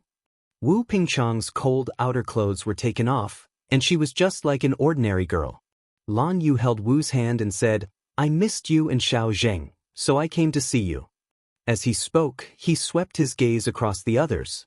Other than Fang Shishir, the others did not know the relationship between Lan Yu and Tang Zheng, so they could not help but be curious, but they still politely nodded. Seeing that the atmosphere was a bit awkward, Tang Zheng hurriedly let everyone into the room. He didn't know how to introduce Lan Yu's identity, so he found an excuse to return to the study and let them interact with each other. The relationship between women could be established very quickly. In just a few words, everyone understood that this was Tang Zheng's mother. Immediately, everyone's mouths became even sweeter, especially Lu Qingmei and Nanan. One big and one small, it was as if they had crawled out of a jar of honey, making Lan Yu's heart burst with joy. An and Mu Hongyan were much more reserved. After all, An's identity was special, and Mu Hongyan was more mature and steady. They did not have that kind of ambiguous relationship with Tang Zheng. Mu Hongyan knocked on the door of the study and walked in. Seeing Tang Zheng sitting on the chair, she said, "Tang Zheng, your relationship with Aunt." She wanted to say something but hesitated. As smart as she was, of course, she could see that the relationship between the mother and son was not very harmonious. Moreover, Tang Zheng had never mentioned his parents before, which made her suspicious. Tang Zheng waved his hand and changed the topic. "Sister Mu, this time when I went to Dianan, I saw Nana's grandfather." Mu Hongyan's heart tightened, and she asked nervously, "Then you—" Obviously, she wanted to ask if there was a conflict between the two sides. Tang Zheng understood her thoughts, shook his head and said, "I have buried the hatchet with him. What happened in the past is written off." Tang Zheng did this more because he didn't want the mother and daughter to be caught in the middle. Mu Hongyan and Nana's importance to him was self-evident. They were not relatives, but they were more than relatives. Mu Hongyan heaved a huge sigh of relief, her tense body also relaxed, as if relieved of a heavy burden. "That's good. Actually, Eunuch is not an unreasonable person. The reason why I left the Long family was more because of other people and not Eunuch. He has always taken care of me and loved Nana very much." Tang Zheng nodded. "It is because I know this that I chose to reconcile." Mu Hongyan reluctantly smiled. If other people heard this, they would think that he was bragging, but Mu Hongyan took care of Tang Zheng's business for him. She knew the power he had now. This was only the power in the business world. If it was in terms of force and invisible influence, it was the most terrifying. "Tang Zheng, during the time you were gone, the Yen family and I have figured out the businesses we took over from the Song family and the Chu family, and have generally integrated them. Your judgment was right. The officials will not turn a blind eye. They did not leave us much time. Fortunately, we made the first move and gained enough benefits. Otherwise, we would not have such a big harvest." Mu Hongyan reported. Tang Zheng smiled faintly. Business was not his strong point, and he would not interfere. He gave full authority to Mu Hongyan to manage. "Sister Mu, you can deal with these things carefully. You don't have to tell me everything in detail." Mu Hongyan laughed involuntarily. "Only you will be so open-minded. You have handed over such a big business to me, and you are not afraid that I will replace you." Tang Zheng laughed. "If Sister Mu likes it, you can take it away. These are all your credit. If there was no you, there would not be all of this." Mu Hongyan smiled sweetly. Of course, she would not really do this. In the next few days, Tang Zheng did not stop. The Yen family and Qin Batian personally came to visit. Tang Zheng knew that the Ye family had completely given up and did not go against them with great fanfare. Yi Xuanji had been in seclusion and did not come out. All the family matters were handed over to Yi Ku to take care of. It was very stable and there were no mistakes. Song Yu seemed to have evaporated from the world and never appeared again. Tang Zheng did not put Song Yu in his eyes, but his heart moved. He remembered Ji Wuxiang and asked, "What has Ji Wuxiang done recently?" Yen Luyun knew Tang Zheng's impression of Ji Wuxiang and hurriedly said, "His whereabouts have always been mysterious." We have tried to track him before, but we found nothing. This time is the same. I am afraid that he is the most erratic person in the capital." Tang Zheng was silent. Yan Luyun suspiciously asked, "Are you looking for him?" Tang Zheng shook his head and said, "No, I am just curious." Ever since they met at the chess club, he always felt that Ji Wuxiang was hiding very deeply, far more unfathomable than what was on the surface. Therefore, it was only natural that he would pay attention to him. Now the situation in the capital has undergone earth-shaking changes. Tang Zheng's power is almost equal to the Yan family, and Qin Batian has caught up. He can even faintly compete with the Ye family. But these three forces are twisted into a rope and listen to Tang Zheng's orders. Therefore, the Ye family is trying to survive in the cracks. What is the official reaction? Tang Zheng asked again. The National Security Bureau and the Dragon Group have been abolished. I have not heard of any new similar organizations being established. On the surface, it is calm. Tang Zheng secretly nodded and asked, "What about the things they left behind?" "That is not clear. I guess the military will take over. After all, these years the National Security Bureau and the Dragon Group have been shining brightly, and the military is much weaker. They have long been dissatisfied with the big shots in the military. They will definitely take this opportunity to rise up." Tang Zheng pondered. If the military took over, then the military strength will definitely increase greatly. After all, the National Security Bureau and the Dragon Group left behind many things, especially the research of the Dragon Group.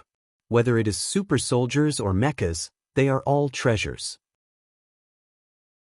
Tang Zheng has always had a good impression of the military. Since they took over, then there is no need to pay attention to them for the time being. Without the interference of the Dragon Group, his relationship with the government will be greatly improved. At the same time, on top of a towering mountain, Song Yu and Qi Sha were accompanied by another person. Song Yu brought the token and sword manual of the Sword God back to the Sword Pavilion. He passed on the Sword God's will, saying that the Sword God had passed on the position of the Sword Pavilion Master to him and that everyone in the Sword Pavilion must listen to his orders. In the Sword Pavilion, other than the three disciples of the Sword God, there was only the Sword Slave. The Sword Slave did not have the right to speak, and the other disciple of the Sword God, Qi Sha, had limited intelligence. How could he be compared with the cunning Song Yu? Therefore, in a few words, the entire Sword Pavilion was taken in by Song Yu and treated him as the master. Song Yu immediately began to practice the 9th Heaven Galaxy Fall Sword technique in the sword manual. In addition, he was also qualified to comprehend the other sword techniques of the Sword Pavilion. The Sword Pavilion collected many sword techniques from famous sections. These sword techniques were the spoils of war won by the Sword God from time to time. In the beginning, every time the Sword God challenged someone, he would take the opponent's most powerful sword technique after winning. Over time, the Sword Pavilion collected many powerful sword techniques in the world. The Sword God then used these sword techniques to get rid of the dross and extract the essence. In the end, he comprehended his own set of unique sword techniques. Among them, Qi Sha's Rising Sun sword technique, Jian Shirsan's 13 swords, and the 9th Heaven Galaxy Fall sword technique were the most powerful sword techniques that the Sword God had comprehended. Song Yu was indeed innately intelligent and extremely talented. After comprehending these powerful sword techniques, he had mastered them through a comprehensive study. His power had increased greatly, and his attainments in sword techniques had increased day by day, soaring to the heavens. Although he still did not have the confidence to fight against Tang Zheng, he was confident that one day he would be able to fight against Tang Zheng and kill him to avenge himself and the Song family. But a sudden guest broke the peace of the Sword Pavilion. Song Yu actually recognized this person and had even interacted with her several times. This person was the Holy Maiden of the Li Palace, Li Xiaonan, who had always been at Tang Zheng's side. Li Xiaotian had already disappeared from the crowd for too many days, but Song Yu would never forget her. Back then, the Song family had always wanted to establish a relationship with the Li Palace. Song Yu was very surprised by Li Xiaotian's visit, but the other news that she brought shocked him even more. This news only had 4 words: "The Venerable Lord summons you."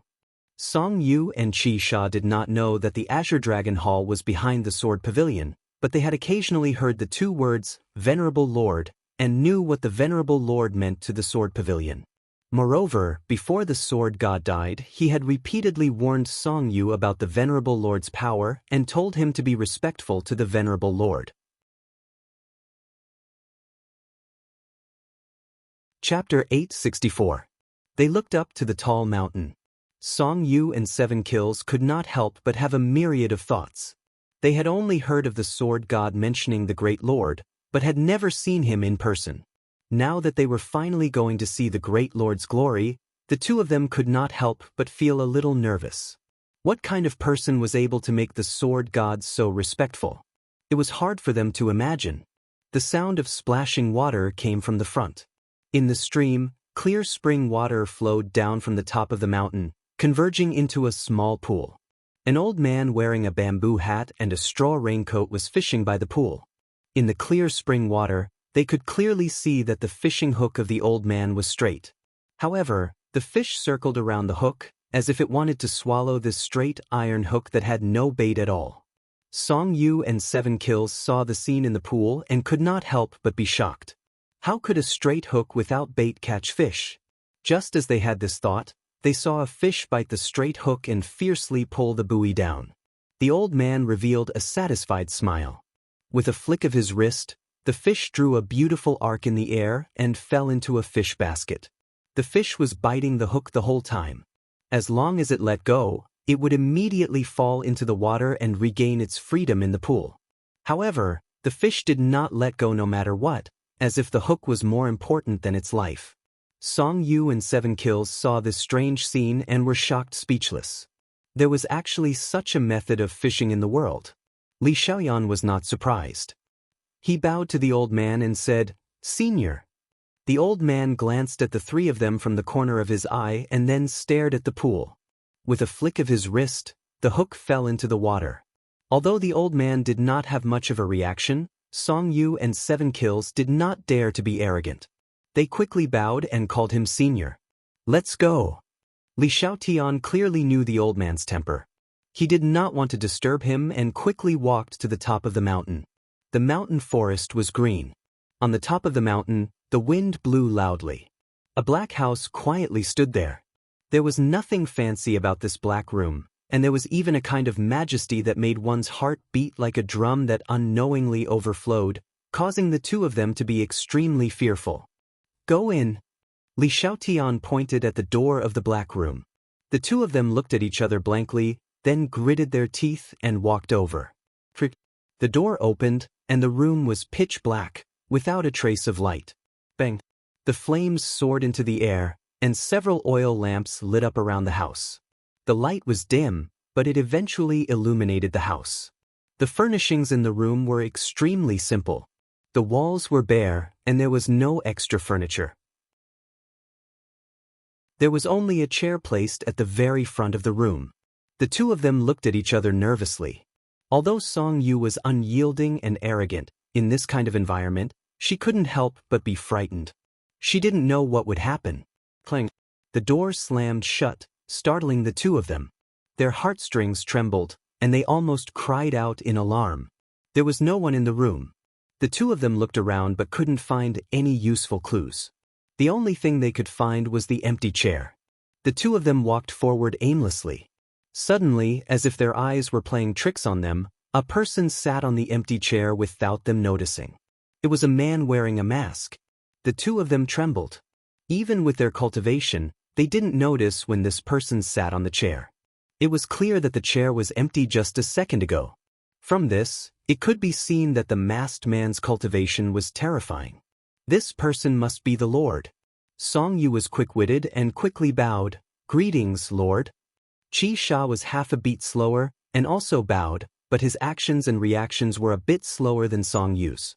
The Lord's eyes stared straight at the two of them through the mask, like an eagle's eyes, and they felt like little rabbits without any resistance. "When the God of Swords died, you were by his side, right, Song Yu?" The Lord's voice was full of majesty as he asked. "Yes." Song Yu didn't dare to look at the Lord. She lowered her head. afraid that her thoughts would be seen through. What did the God of Swords say? Master asked me to tell the Lord that the woman in white he was fighting was very powerful, and that the Lord must pay attention to her. In addition, Master also taught me the Sword Pavilion and the Ninth Heaven Milky Way Fall Swordsmanship, and asked me to lead the Sword Pavilion to become stronger. Song Yu exaggerated and said with great emotion. As soon as he finished speaking, he knelt on the floor with a thud and prostrated himself on the ground. He pressed his head tightly against the floor and emotionally said, "My lord, please avenge Master. Master died so miserably." As he spoke, he choked and sobbed. His emotions had accumulated to the peak, and at this moment, they exploded. Although he seemed to be carefree, he was actually very afraid.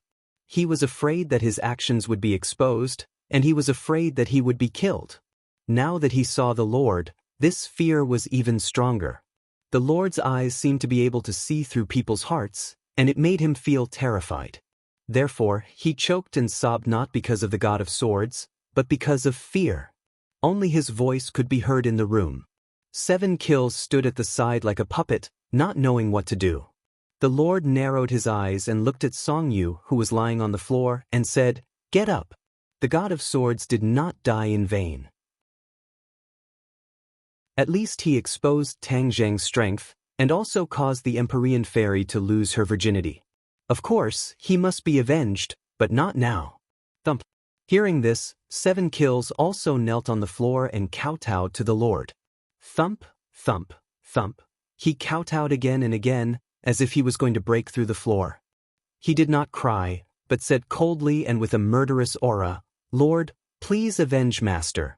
From now on, my life belongs to you." Song Yu glanced at 7 Kills and was infuriated. Damn, why didn't I realize that 7 Kills was also a good actor? He was acting like me to win the Lord's favor. I can't let him have his way. Song Yu was measuring the heart of a gentleman with the yardstick of a villain. 7 Kills sincerely wanted to avenge the God of Swords, so he kowtowed from the bottom of his heart and was not playing any tricks. The Lord looked at the 2 people kneeling in a row and shouted, "Get up!" The 2 people's hearts trembled. This voice seemed to have a magical power, making them unable to think of resisting. They stood up subconsciously. Crying and wailing, "Where are your manners?" The sobbing stopped abruptly, and the 2 people kept quiet out of fear. Since the God of Swords passed the Pavilion of Swords to you, then your responsibility is to bring the Pavilion of Swords to greater heights, not to act like a girl and cry. As for avenging the God of Swords, it's never too late for a gentleman to take revenge. Moreover, with me here, the God of Swords will definitely be avenged. The Lord scolded. The 2 people were like primary school students being scolded. They lowered their heads and did not even dare to breathe loudly. Song Yu thought that Qi Sha had stolen his limelight, so he hurriedly said, "Yes, Honorable Lord. I will definitely bring glory to Sword Pavilion. I will not disappoint Honorable Master. I will let him rest in peace in heaven." The Lord nodded with relief. "You come from a big family, so you know how to be reasonable. Since the God of Swords passed the Pavilion of Swords to you, it means that he trusts you. You must live up to his expectations." "Yes, Lord." Song Yu's heart warmed. This was equivalent to the Lord acknowledging his position. However, the Lord's next sentence made him feel cold. 7 Kills, you have to assist Song Yu in managing the Pavilion of Swords. Do you understand? "As you command, High Lord," 7 Kills answered firmly. Song Yu's eyelids twitched, and he was furious. Wasn't this letting 7 Kills keep him in check? It turned out that the Lord did not completely trust him. However, he could only curse in his heart. He did not dare to show the slightest change in his expression. Also, you have just taken charge of the Pavilion of Swords, and there are many things that you have to deal with.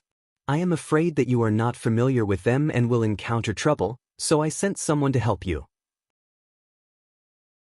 The 3 of you will work together to strengthen the Pavilion of Swords. Do you understand? The martial arts sect had fallen apart and no longer existed. Therefore, the Lord gradually placed high hopes on the Pavilion of Swords. He hoped that the Pavilion of Swords could inherit the martial arts sect's position and function. This was his plan. He did not tell the two of them yet. However, when Song Yu heard this, his heart sank. The Lord had not only sent 7 kills to keep him in check, but also sent another person. It would not be so easy for him to completely control the Pavilion of Swords. He gritted his teeth in hatred, but he did not dare to say anything. "Come in," the Lord shouted outside. Although the door was tightly shut, the voice could be heard clearly. The door opened again, and a person strode in. Song Yu and Qi Sha glanced back from the corner of their eyes and found that it was Li Xiaoan who came in. What? Did he send her to the Pavilion of Swords? Song Yu was shocked. He had heard of Li Xiaoyan's name many times. This person was both intelligent and brave. Moreover, he was sinister and cunning. With such a person in the Pavilion of Swords, his days would be even more uncomfortable. However, he still did not dare to show his dissatisfaction. He pretended to be calm and composed, as if it had nothing to do with him. "You know her. She will return to the Pavilion of Swords with you in a while and help you manage the Pavilion of Swords. Do you understand?" the Lord said. Song Yu hurriedly said, "With the saints' help, the Pavilion of Swords will definitely prosper." 7 kills did not care and did not say a word. Li Xiaotian looked at Song Yu with a smile and said, "Please take care of us in the future." Song Yu said with a fake smile, "Don't mention it. Please take care of us, Saint. This way we can all better serve the Lord." Li Xiaotian nodded her head, her smile becoming more and more profound, which made Song Yu's scalp go numb. He always felt that Li Xiaoyan's smile had too many things to think about. "You must remember that I have high hopes for you. I hope that you will live up to my good intentions," the Lord warned. "Yes," the three said in unison. In addition, the Lord changed the topic. "I have something for you to do." Song Yu hurriedly said, "Please tell us, Lord. We will not hesitate to go through water and tread on fire." The Lord nodded and said, "Actually, it is very suitable for you to do this." Song Yu's heart trembled and he began to hesitate. What was the most suitable thing for him to do? Could it be something dangerous? If that was the case, he would be pushing himself into a fire pit. Chapter 865.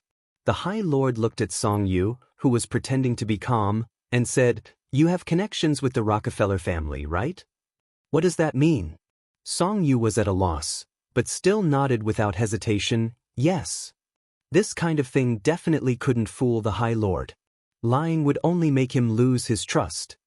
Tang Zheng caused havoc with the Rockefeller family in the Atlantic Empire, and even killed their young Lord Louis. He has a blood feud with this family, and they have always been looking for an opportunity to take revenge. Song Yu nodded. He had heard about this matter, and was also very shocked at the time. In fact, Song Yu also contributed a lot to Louis being able to kidnap so many people to Sky Mountain. It was just that he didn't know Louis's true goal. Later, Louis died, and he didn't dare to connect this matter to himself, afraid that Tang Zheng would pursue this matter and deal with him. Recently, a business delegation from the Atlantic Empire has entered the capital. The Rockefeller family's people are definitely hiding among them. They will definitely target Tang Zheng for revenge.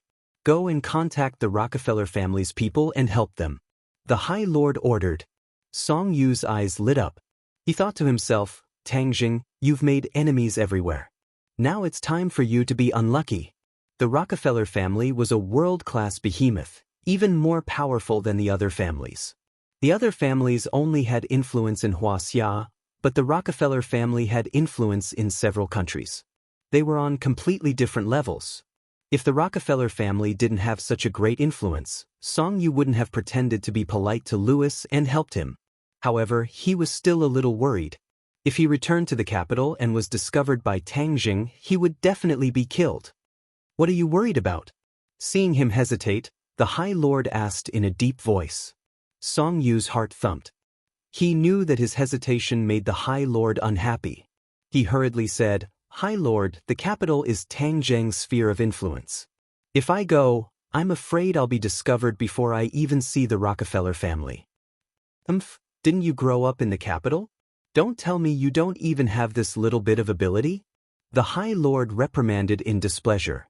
Song Yu braced himself to face the Great Lord's wrath. However, for the sake of his own life, even if he was going against the Great Lord, he still wanted to say a few more words. "My lord, what I'm saying is, can we secretly add fuel to the fire and blow things up?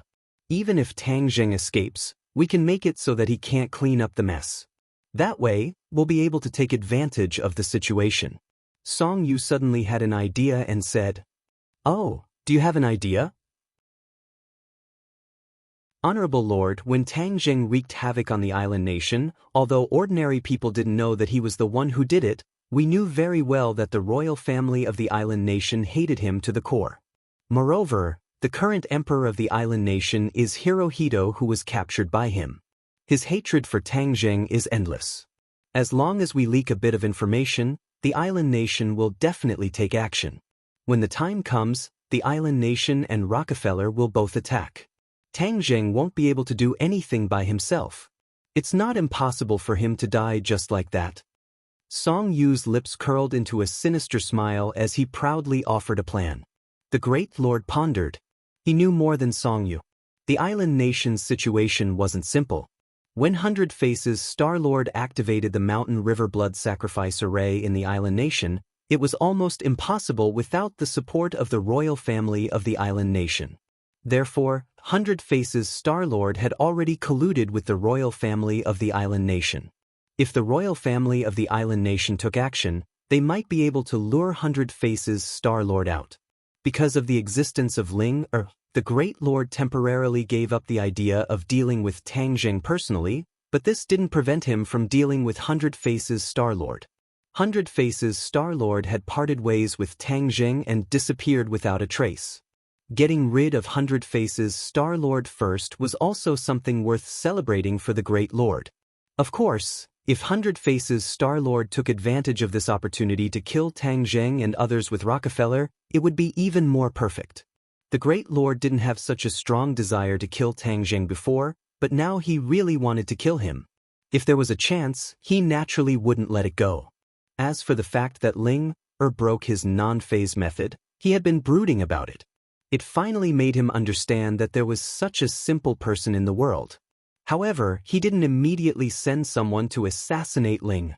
First, Tang Zheng must have sent someone to protect her. Second, he believed that time could change everything.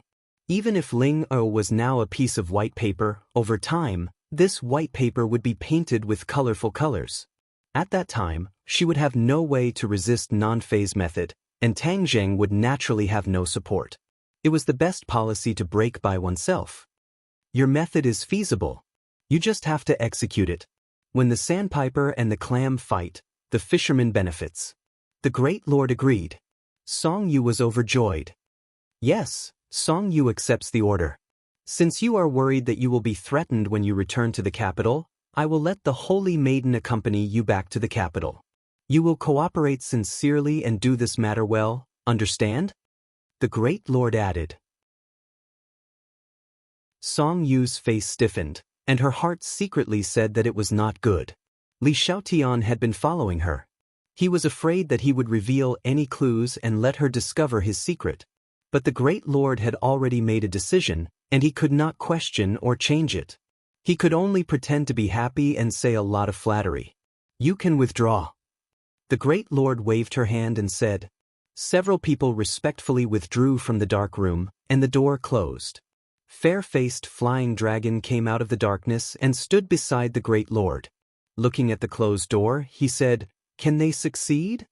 The Great Lord said without hesitation. Then why did the Great Lord send them? Fair-faced flying dragon asked curiously. I will not give Tang Zheng a chance to breathe. He is too unpredictable. I used to think that he was a controllable factor, but now it seems that I really underestimated him. He has created miracles again and again, turning the impossible into possible. If we can get rid of him as soon as possible, that would be the best. The Great Lord said coldly. Fair-faced flying dragon sighed and said, If I had known earlier, I would have killed him in Emperor Qin's tomb. At that time, we did not expect that he would rise so quickly and even become the key to everything. The Great Lord said regretfully, Although we suffered heavy losses in this trip to the 100,000 mountains, it was not completely without gain. At least, we can be sure that our main enemy from now on is Tangjing, and not the 100-change-star sovereign. The Great Lord's attitude towards Tangjing had completely changed. He really wanted to kill him, but he knew that to kill Tangjing, it would not be easy. Now that I am heavily injured, I cannot deal with him in a short period of time, but I cannot let him rest. Otherwise, if we give him a chance to breathe and he does something again, we will be even more passive. Do you understand? The Great Lord asked. Fair-faced flying dragon suddenly understood. I understand, but can the two of them do it? Do you want me to lend them a hand? No need, you can start cultivating in seclusion. Also, don't look down on Song Yu, that child is not as simple as he looks. Although he pretends to be docile and respectful in front of me, it still reveals many problems. He has not truly submitted to me, and 7 kills is even more loyal. But it is clear that 7 kills is not a match for him, so I will let the Saintess participate and balance Song Yu. If Song Yu heard this, he would definitely be scared to the point of running away. He would not dare to stay in Sword Pavilion, nor would he dare to have the extravagant hope of turning Sword Pavilion into his own force. The Great Lord is wise. But it is a pity that we cannot completely eliminate Tangjing. This time, he injured the Great Lord and killed so many of our flying guillotines. He is truly hateful. Fair-faced flying dragon's eyes were filled with killing intent as he spoke hatefully. Lord Yun laughed self-deprecatingly and said, "This time, I failed miserably. That little girl shot an arrow through the left side of my chest. If it wasn't for my heart being on the right side, I'm afraid that arrow would have ended my life. As for the flying guillotines, although it is a pity, it did not harm the flying guillotine's foundation." Fair-faced flying dragon faintly sighed. Yes, the flying guillotine's power is still there. We can still deal with them in the future. During my seclusion, Granny Lee went to the northwest. It is not very peaceful there. Elder Angler does not care about worldly affairs, so I will leave the matter of the Azure Dragon Hall to you. The Great Lord said. Yes, Great Lord. During your seclusion, your non-phase method will definitely have a breakthrough and reach the Deshang realm. Fair-faced flying dragon said. I hope so. I have already practiced the non-phase method to the 5th level, so I can say 5 words. When I practice to the 6th level and master it, I will be able to say 6 words at the same time. At that time, even if Ling'er is here, we may be able to restrain her. The Great Lord said with some expectation. It will definitely be possible. Fair-faced flying dragon nodded. Song Yu and the others went down the mountain and met the Elder Angler. His basket was already full of fish, but he poured all of them into the pond and let them go. Song Yu was puzzled. She whispered to Li Sha, Saintess, who is this senior? This method of fishing is very novel. Moreover, he catches the fish and then lets them go. What is the point of fishing? It is really strange. Li Xiaotian deeply looked at the Elder Angler's back as he walked away and said, He is called the Elder Angler. As for his method of fishing, I am not clear. In this world, he is probably the only one who can do this. He comes here almost every day to fish, and when he is done, he lets them go. This cycle repeats. Song Yu clicked her tongue in wonder. She said that this senior was really a strange person. She changed the topic and asked, Just now, I didn't dare to ask Great Lord. Is this the Azure Dragon Hall? He had heard of the Azure Dragon Hall before. When he was reading the sword manual in the Sword Pavilion, he had read a few words about it. Only then did he gradually understand that the Azure Dragon Hall, which had been unknown to outsiders, was actually the master behind the Sword Pavilion. Looking at Li Xiaotian's reaction, it was likely that Li Palace was the same as Sword Pavilion, under the jurisdiction of the Azure Dragon Hall. As a result, Song Yu felt even more terrified of the Azure Dragon Hall. It must be known that the Song family was very afraid of Li Palace. They wagged their tails and begged for pity in order to establish a relationship with Li Palace.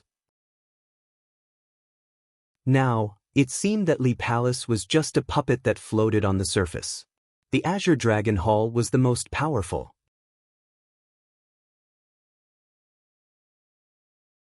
Chapter 866. In the capital, Song Yu and Li Xiaotian arrived together. Revisiting this place, Song Yu's emotions fluctuated as he sighed with emotion. He used to be an all-powerful figure here, but now he was a stray dog and had to sneak in. Li Xiaotian glanced at him from the corner of her eye and said, Song Yu, I saw you practice in the sword pavilion and your swordsmanship has improved greatly. Congratulations. Song Yu smiled bitterly and said, Saintess, you flatter me. How can my mediocre skills be compared to yours? Li Xiaotian smiled charmingly and said, This time, you will be in charge of the matters in the capital. I will only assist you. So if there is any danger, you must protect me. I have admired the successor of the sword pavilion for a long time. Although Song Yu knew that the other party's words were false, he couldn't help but feel a ripple in his heart. The Li Palace Saintess is indeed extraordinary. Her charm is unparalleled. I must be more careful in the future. He secretly thought. The island nation has already sent people to the capital. If we join forces with Rockefeller, then we can sit on the mountain and watch the tigers fight. Li Xiaotian said, Your scheme is really brilliant. Saintess, you flatter me. This is all because of the wise leadership of the Honorable Lord. I dare not claim credit for it. Song Yu was very respectful, as if even if the Honorable Lord was not by his side, he would still hold him in high esteem. They did not take the usual route. They did not enter the hotel through the normal channels, but took advantage of the night to sneak in through the window. As soon as their feet touched the ground, a biting cold wind attacked them from the side, causing their cheeks to hurt. Swish! With a flash of the sword, Song Yu had a long sword in his hand and stabbed it into the darkness. Clang! With a dull sound, his long sword formed a full moon shape. It was obvious that the strength of the attack was great. Who is it? There was an angry shout in the darkness, but it was in English. We are not enemies. Song Yu also hurriedly replied in English, afraid that the situation would worsen. The lights above their heads lit up, and they could finally see each other clearly. Song Yu was shocked. It turned out that the other party was only one person, but the attack just now was so fierce that he felt a lingering fear. If they were to continue fighting, he might not even be a match for him. For you, Song Yu said, We know the purpose of the Rockefeller family coming to Beijing, so we're here to help you. Besides, I'm Louis's friend. You know my son? The other party asked in surprise. This person was the head of the Rockefeller family, the primogenitor of the kindred. Ah, you are Mr. Nikolai? Song Yu exclaimed. She suddenly remembered a photo of Nicholas in a news report. It was indeed the person in front of her. The ancestor's name was Nicholas Rockefeller. He stared at the two of them. His blue eyes were so cold that they seemed to hide thousands of miles of ice and snow mountains. Who are you? Nikolai asked. Song Yu hurriedly introduced himself. When Louis was in Huaxia, he and I were best friends. This humble one is Song Yu. Song Yu, I've heard of your name. You are the young master of the Song family, but the Song family is now gone. Why are you looking for me? Nikolai still had the attitude of 1,000 miles away. Song Yu's heart flashed with a trace of unnaturalness. The Song family was gone, so his status was naturally gone. The other party obviously didn't think much of him. He hurriedly adjusted his attitude and said, I know you came to Beijing to deal with Tang Zheng. He is our common enemy. I can help you. Oh, as far as I know, you don't dare to show up in Beijing. How can you help me? Nikolai sat back in the chair and motioned for the two to sit down and talk. Song Yu had already thought of a response. She said calmly, Although I don't dare to show up, I am the person who knows Tang Zheng's situation the best. If you have my help, you can take fewer detours and get twice the result with half the effort. It will be easier to succeed. What do you think? Although Nikolai had already sent people to investigate Tang Zheng, he was a foreign monk after all. He was not as good as Song Yu, the local snake. Song Yu must have information that he didn't know. Since the other party was here, he must have something. Otherwise, he wouldn't have gone through so much trouble. Then I'm interested to hear it, Mr. Song, Nikolai said. Seeing that he was interested, Song Yu's spirit was shaken. She said, I know Tang Zheng's fatal weakness. He is very strong, but this person is too fickle. He has left too many romantic debts. These women are his weakness. As long as we catch any one of them, we can make him obediently submit. Nikolai frowned. It's just women. If they are gone, we can find another. Are they really that important? Song Yu chuckled. Some people claim to be infatuated. Of course, they can't just watch their women die. Nikolai recalled the scene when Tang Jing went thousands of miles to the Atlantic Empire to rescue Fang Shishir. In his heart, he believed 70% of these words. Seeing that he tacitly agreed, Song Yu continued, he has many women around him. If we only deal with one, the success rate is too low. So, as long as we attack together, there will always be someone who will fall into our hands. Once we catch one, it will be easy. If we can catch a few more, then victory is in our hands. Li Xiaotian was expressionless. She already knew about this plan. Although she was also a woman and scoffed at this method of using women to threaten people, she had to admit that this was an effective method for Tang Jing. She had been by Tang Jing's side for a long time and could be considered to know him very well. She knew that women were his reverse scale. Then what women does he have? Nikolai asked curiously. Yi Dingdang. Song Yu was the first to say this name, which made his heart ache. His relationship with Yi Dingdang had changed again and again. In fact, he had long had feelings for Yi Dingdang in his heart. But if he couldn't get her, he had to destroy her. He couldn't let Tang Jing take advantage of her for nothing. Fang Shishir, Lu Qingmei, Mu Hongyan, and even the famous Princess N. Nikolai's eyes lit up. With so many targets, the possibility of success was greatly increased. Except for N, I don't want to mess with the European royal family for the time being. Everyone else is fine, especially that Fang Shishir. My son's death can't be separated from her. This time I came to kill her. Nikolai hated Fang Shishir to the bone. When Fang Shishir escaped from his hands, it was the biggest insult to him. In order to wash away his shame, of course he couldn't let her go. Song Yu snapped his fingers and said proudly, "You have the final say." Oh, there is also a little one, Mu Hongyan's daughter Nana. Tang Jing loves her very much. It will be better if we catch her.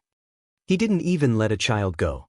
Nikolai drank human blood all year round and didn't have any psychological barriers. He nodded in agreement without hesitation. What do you want from helping me like this? Nikolai stared coldly at Song Yu and asked.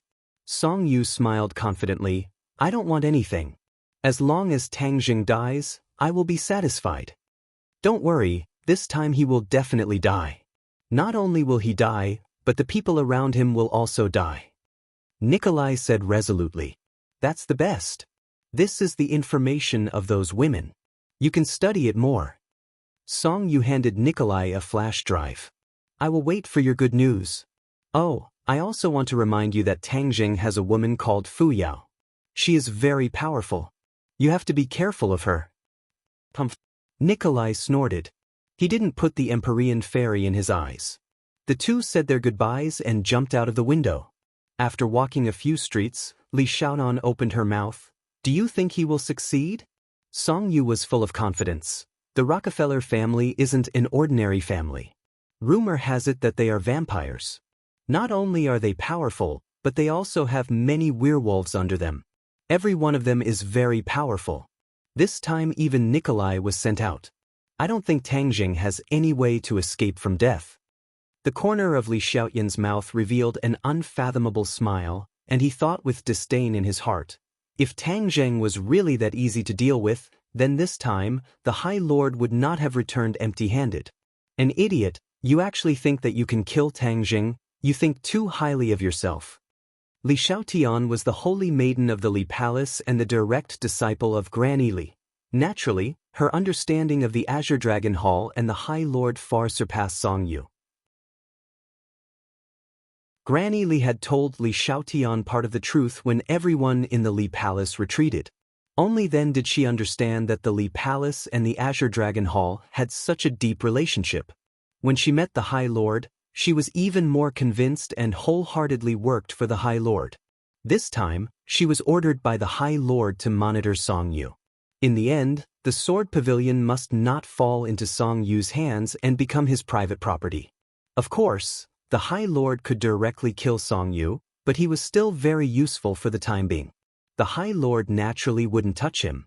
Li Xiaotian knew all of this inside information, so sometimes she looked at Song Yu as if she was looking at a dead person. At the same time, Li Xiaotian was also shocked. She had been with Tang Jing for many days, but she didn't expect him to reach this step. She often thought that if she had known earlier, the High Lord would have already made a move against Tang Jing. He wouldn't have sat and watched him grow to such an uncontrollable extent. Of course, she still believed that the revered lord would definitely turn the tide and slap Tang Jing to death on the beach. This was because after she understood the Azure Dragon Palace Hall's strength, her reverence and confidence towards the revered lord surged like a torrential river. Song Yu didn't notice Li Xiaotian's strange behavior and eagerly said, "Let's just sit on the mountain and watch the tigers fight. When the people of the island nation join in, the show will be even more exciting. Hee. This time, the capital will definitely be turned upside down." The undercurrents in the capital were surging.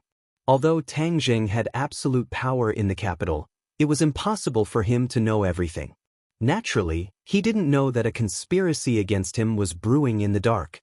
During this time, he had been in seclusion, digesting what he had gained in the 100,000 mountains.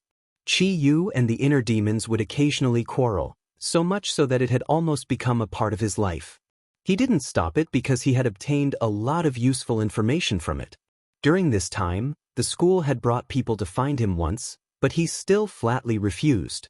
The school returned disappointed and completely gave up on this idea. Tang Jing really wouldn't return to Yenqing University.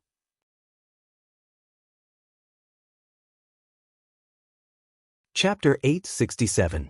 Tang Jing continued to cultivate in seclusion, sitting cross-legged on the cold ground alone. The thick walls blocked all the noise in the capital. The imperial city was so quiet that one could hear a pin drop. Only the slow breathing of the five-clawed golden dragon could be heard occasionally. Xiaobai squatted beside him, looking at him with bright eyes. Tang Jing held a crystal stone in his hand. The crystal stone had already lost its luster, and most of the spiritual energy had been absorbed by it. Tang Jing felt that there was enough spiritual energy in his meridians.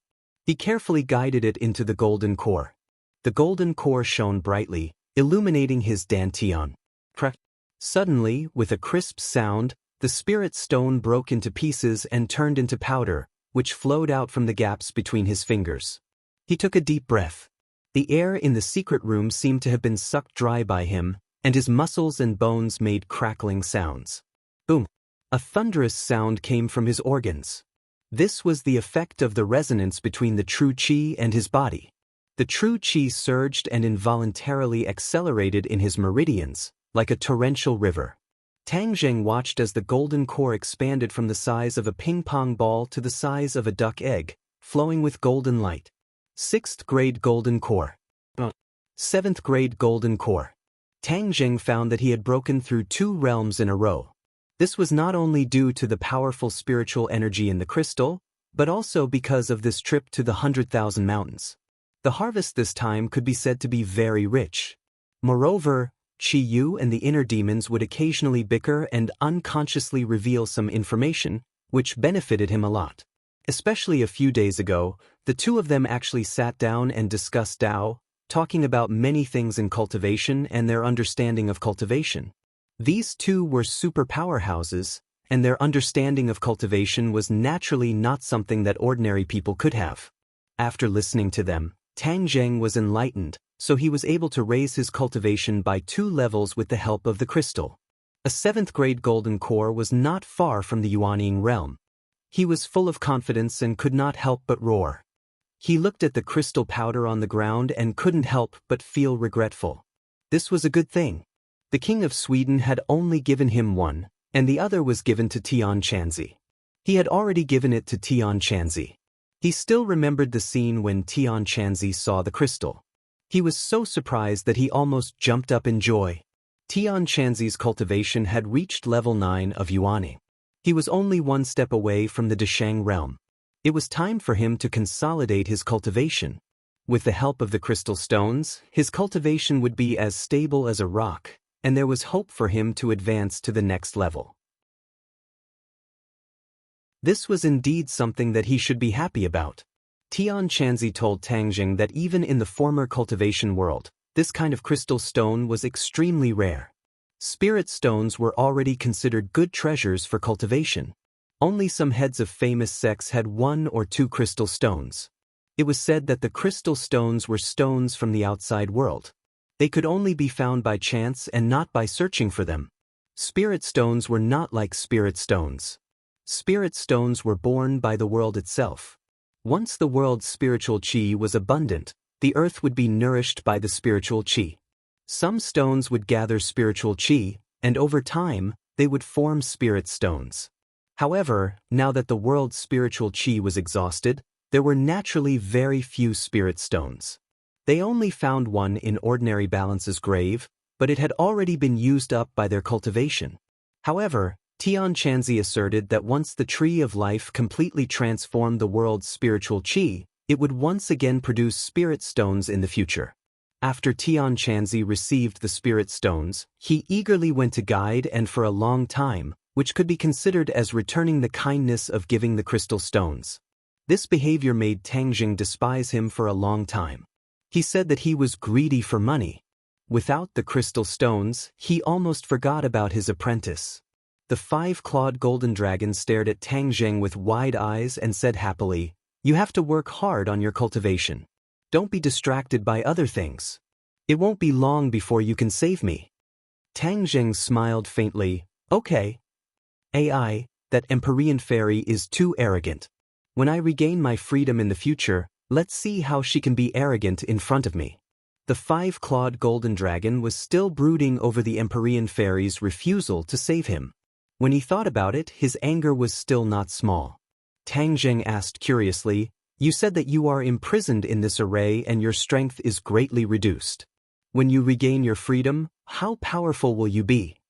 The 5-clawed golden dragon smiled mysteriously, "You will naturally know when the time comes. What are your plans after regaining your freedom?" Tang Jing had never asked this question before. Now that the 5-clawed golden dragon's freedom was getting closer and closer, he had no choice but to ask. The 5-clawed golden dragon was silent for a while and said, "The people who imprison me are already dead. Even the dynasty has been destroyed. It is already impossible to find the culprit. Humph, but after imprisoning me for so many years, I will not give up just like that." The 5-clawed golden dragon's anger was not small. Tang Jing was nervous and said, "Could it be that you want to find someone to take revenge?" "Of course. But aren't those people already dead?" "But the humans are still here. Could it be that you want to deal with the humans?" Tang Jing asked cautiously. The 5-clawed golden dragon looked at Tang Jing. "You want to stop me? I am also a human." "Ha, you are a celestial. Moreover, you have also cultivated the dragon god arts. You are completely different from a human." The 5-clawed golden dragon retorted. "No matter what you think, I always think of myself as a human. Although I promised to let you go, but if you really insist on going against innocent humans, then I will not sit idly by." Tang Jing's tone was firm. He did not care at all about the 5-clawed golden dragon's raging eyes. The 5-clawed golden dragon's nostrils exhaled a hot breath. Tang Jing was not afraid. He raised his head and stared at the 5-clawed golden dragon. "Killing innocent people is not the style of your dragon race. If you want to deal with the culprit who imprisoned you, then I will not stop you. But if you want to deal with other innocent people, then I will not sit idly by. If you really do not change your mind, then perhaps you can only stay in this dark place forever." "Impudent! You dare to threaten me?" The 5-clawed golden dragon was furious. He opened his mouth and a gust of wind almost blew Tang Jing down. "I am not threatening you. I am just warning you in advance," Tang Jing said calmly. Seeing Tang Jing's firm attitude, the 5-clawed golden dragon angrily turned his head and did not talk to him anymore. Tang Jing could not see through his thoughts. Since he did not agree with him, he did not continue to talk. In any case, he could not go out for the time being. "Xiaobai, let's go." Tang Jing called Xiaobai and left the imperial city. The 5-clawed golden dragon turned his head after a long time. He looked at the empty corridor and muttered to himself, He is really stubborn. But now my freedom is in his hands. If I don't agree, he will not let me go. He was not a stupid dragon. He could still judge the situation. However, he dares to threaten me. He really has guts. Well, Celestials have always had guts. After Tang Zheng left the Imperial City, the inner demons exclaimed loudly. You actually have a connection with a dragon. Ha, this is really interesting. Qi Yu, you were also a Celestial in the past, but you did not catch a dragon, right? Qi Yu coldly snorted. Dragons are creatures from the outer space. Do you think it is so easy to catch them? You see, didn't he just imprison a dragon? The inner demons retorted. I did not imprison it. Tang Zheng defended himself. But now, his freedom is in your hands, which is equivalent to you imprisoning him. To imprison a dragon while I'm still alive, how interesting. If I can take him under my wing and use him for my own purposes, I'll definitely be able to take him under my wing. Qi Yu, this dragon is much more powerful than those monsters under your command. The inner demons did not let go of the opportunity to provoke Qi Yu. Qi Yu simply chose to remain silent. When Tang Zheng heard the words creatures from the outer space, he became even more interested in the dragon race. In the past, there was no one to answer his questions. Now that there was Qi Yu and the inner demons, he could not miss this opportunity to ask for guidance. Qi Yu, you said that the dragon race is creatures from the outer space. Which world do they come from? Tang Zheng curiously asked. The dragon race has a long history. It is said that not long after our world was created, the dragon race entered our world from another world. Since then, the dragon race has appeared from time to time. Because the dragon race is very mysterious and powerful, the people of this world worship the dragon race. Thus, the dragon race is regarded as a spiritual totem. As for which world the dragon race came from, I do not know. Tang Zheng suddenly understood. So that was how the dragon race came to be. However, even Qi Yu did not know the origin of the dragon race. That could only mean that the dragon race was much more mysterious and powerful than Tang Zheng thought. Perhaps only the dragon race themselves could answer this question. Suddenly, a bright light flashed in his heart. He cultivated the dragon god's secret art and even cultivated the dragon seal. Would he know this secret in the future? He could not help but look forward to it. However, there was no progress in the dragon god's secret art for the time being. He also did not have a way to test the possibility of this idea. Young man, why do you care about this? If you take this dragon under your command, it will certainly be very beneficial to you in the future. The inner demons enticed. Oh, if I really subdue it, then my strength will be even stronger. This won't do you any good, right? Tang Zheng said meaningfully. The inner demons was suddenly startled. They seemed to realize that Tang Zheng's words were reasonable. For a moment, they were speechless. After a long time, they resentfully said, This shows that I really care about you. I am not like Qi Yu, feigning civility and secretly spying on you. Inner demons, you are talking nonsense again. How am I talking nonsense? I am clearly speaking the truth. The two of them quarreled again. Tang Zheng gradually got used to this kind of thing. He simply ignored it and returned home.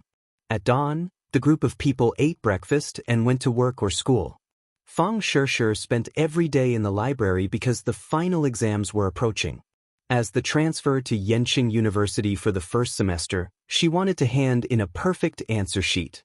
Lan Yu also dragged Wu to buy groceries early in the morning. During this period of time, she changed every day to make delicious food for Tang Zheng. The others also followed along to enjoy the good food. The mysterious Nine Heavens maiden also brought Nan Nan to do morning exercises, saying that she was in contact with nature. This was one of Nanan's favorite activities, but the only regret was that brother Tang Zheng could not come along. When the Empyrean fairy guided Nana in cultivation, no one was allowed to disturb them.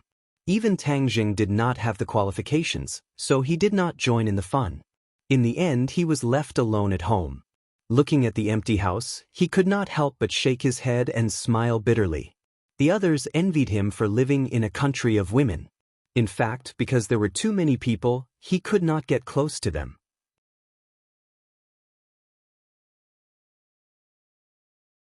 Chapter 868.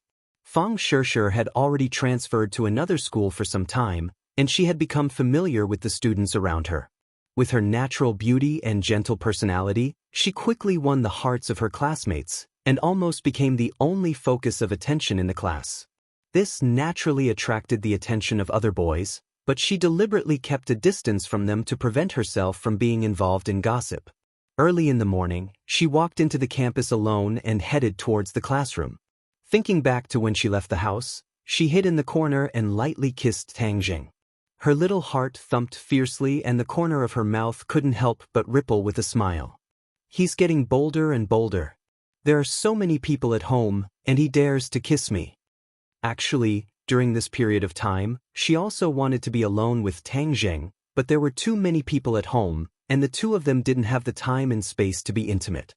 The sun shone around her, and her floral dress fluttered in the wind. She was like a butterfly, bathed in the sun, and was especially charming. Many men passing by saw her, and their eyes were fixed on her. Some even directly bumped into the trunk of a tree, causing the others to burst into laughter. Suddenly, there was a scream in front of her, and a large group of students crazily rushed over. She jumped in fright. What happened? The students brushed past her, and some of them bumped into her, causing her to stagger and almost fall. She tiptoed and stretched her neck to look in that direction, but she couldn't see anything. Something must have happened. Could it be a criminal? Nowadays, school violence was happening from time to time. As a person with a sense of justice, and with outstanding skills, how could she sit back and do nothing? So, she went against the flow and quickly rushed over. When the others saw this, someone kindly reminded her, "Student, quickly go, there's murder over there." Murder? Fang Shishir was shocked, and wanted to stop the crime even more. She shouted, make way." She rushed over. Suddenly, a few people who looked like international students ran in front of her. She didn't care and was about to brush past them. Suddenly, a few large hands reached out from different directions, directly grabbing her vital parts. It happened so suddenly that she was completely unprepared. Suddenly, when those large hands touched her body, a ray of light rippled out from her body. Bang bang bang, with a series of muffled sounds, those people were all bounced back by a huge force. Fang Shishir reacted as if she had just woken up from a dream. With a tap of her toes, she slid back a distance away from him and stared straight at him. Who are you? These people all had Western faces. They were tall and strong and had an extraordinary aura. They were definitely not ordinary international students. Come with us and you'll suffer less, one of them said in stiff Huaxia language. You want me to leave without saying anything? No way.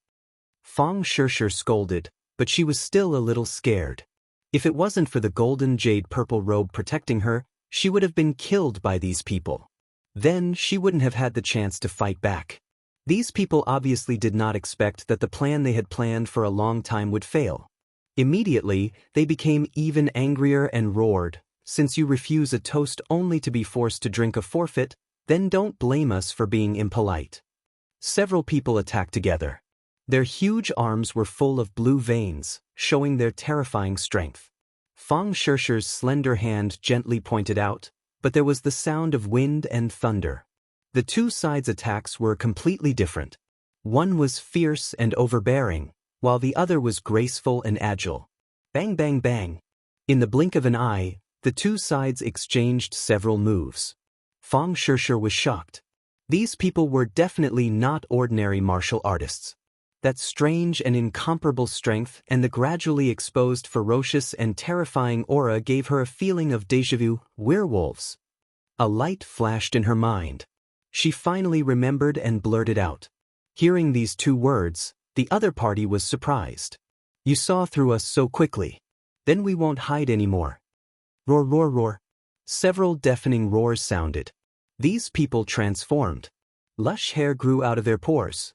In the blink of an eye, they became tall and ferocious werewolves. Pairs of blue eyes stared at Fang Shishir. They had a bestial impulse to choose a person to devour. Ah, monsters, murder. The people around were frightened and screamed. They fled in all directions, looking at this scene in horror. Some people were so scared that they fell to the ground. They didn't have the strength to escape. Fang Shishir shouted at the people around her, "Run!" But there were still a few girls lying on the ground, unable to move. They were like a pear blossom in the rain, like a pool of mud. Fang Shishir sighed. Her figure flashed, grabbed the collars of several people, and threw them into the distance. She didn't want these people to have any accidents because of her. She couldn't bear it. At the moment she moved, the werewolves also moved. They roared with their bestial instincts and attacked Fang Shishir with their sharp claws. Fang Shishir had just thrown her classmates out when she felt a biting cold wind behind her. With a thought, the belt on her body released a rainbow light and flew up. Rainbow silk. This was the first time she used the rainbow silk in a real battle, but she had practiced it many times and was already used to it. With a flash of light, the soft rainbow silk danced and wrapped around a werewolf, lifting his body up. Puff, puff, puff. Flowers of blood immediately bloomed on the werewolf's body. He was cut open by his companion, whose sharp claws killed him immediately.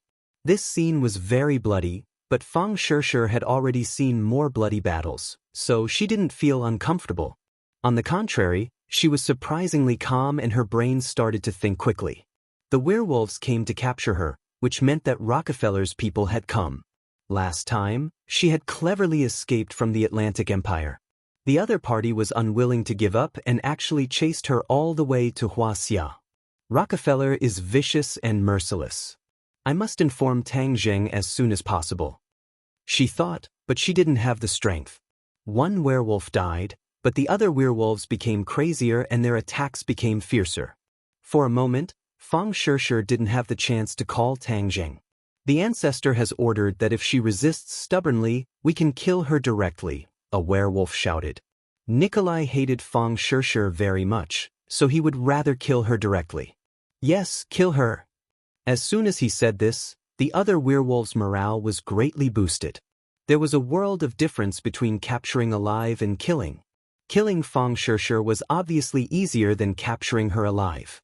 Thus, the werewolves attacked left and right, cooperating with each other tacitly and actually forcing Fang Shishir to retreat. These werewolves weren't ordinary people, especially when they attacked together like this, their power was greatly increased. Therefore, even though Fang Shishir had a heaven-grade magic treasure like the rainbow damask, she was still in a tight spot and was surrounded by danger. Fang Shishir fought as she retreated. Suddenly, the sound of fighting came from behind her. She looked out of the corner of her eyes and widened her eyes in surprise. Yi Dingdang. Yi Dingdang was also attacked, and she was also surrounded by werewolves. Yi Dingdang's clear wind sword wasn't like the rainbow silk, which could be casually carried on her body. She picked up a tree branch and barely dealt with the attacks. Fang Shishir suddenly shivered, realizing that the situation was more serious than she thought. The werewolves attacking her made sense, but for them to attack Yi Dingdang from so far away, this was thought-provoking. Tang Zheng's relationship with Yi Dingdang obviously couldn't be hidden from her, but the Rockefeller family might not necessarily know. And they attacked her and Yi Dingdang at the same time, which showed that the other party's intentions were sinister.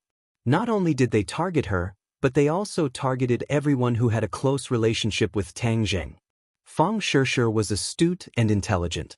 These days, she had already seen that other than Yi Dingdang, Tang Zheng and Marshall definitely had that kind of relationship. In addition, she even guessed that Tang Zheng and Lu Qinmei also had an unclear relationship.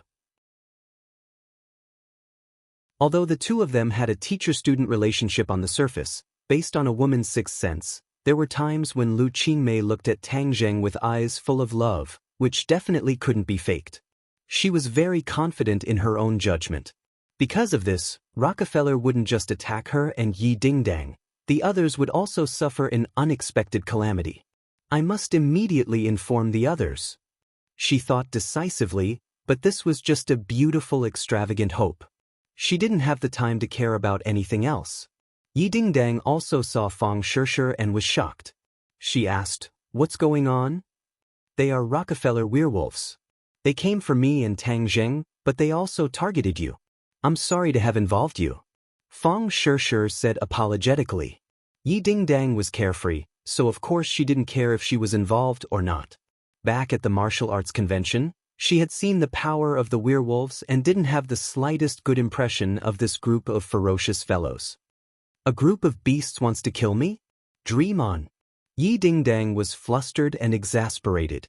The branch in her hand tapped rapidly, grasping the essence of the wind-chasing swordsmanship. Now, her attainments in the wind-chasing swordsmanship were even more powerful than Tang Zheng's. Even if it was a branch, she could unleash great power in her hands. Blood flowed from the werewolf's body where it was tapped, and the werewolf cried out in pain. But this was only a branch after all, so it couldn't be compared to a real sword. A werewolf broke the branch with one swipe of its claw and slapped at her face with its sharp claws. Careful. Seeing this, Fang Shishir flicked her wrist. The rainbow ribbon flew in front of Yi Dingdang and wrapped around the sharp claws, blocking the attack for Yi Dingdang. Yi Dingdang looked at her with a complicated expression. After hesitating for a moment, she said, "Thank you." She flipped her palm and slapped the werewolf's body. With a crack, the claws were directly broken. She was temporarily out of danger. Suddenly, she saw a ferocious figure appear behind Fang Shishir. She was shocked and cried out, "Be careful behind you!" But Fang Shishir was too late. This time, the one attacking her wasn't a werewolf, but a mysterious vampire. Moreover, it had suddenly descended from the sky, making it impossible to guard against. The vampire was wearing a huge cloak. The cloak covered Fang Shishir's head, and a cold light flashed.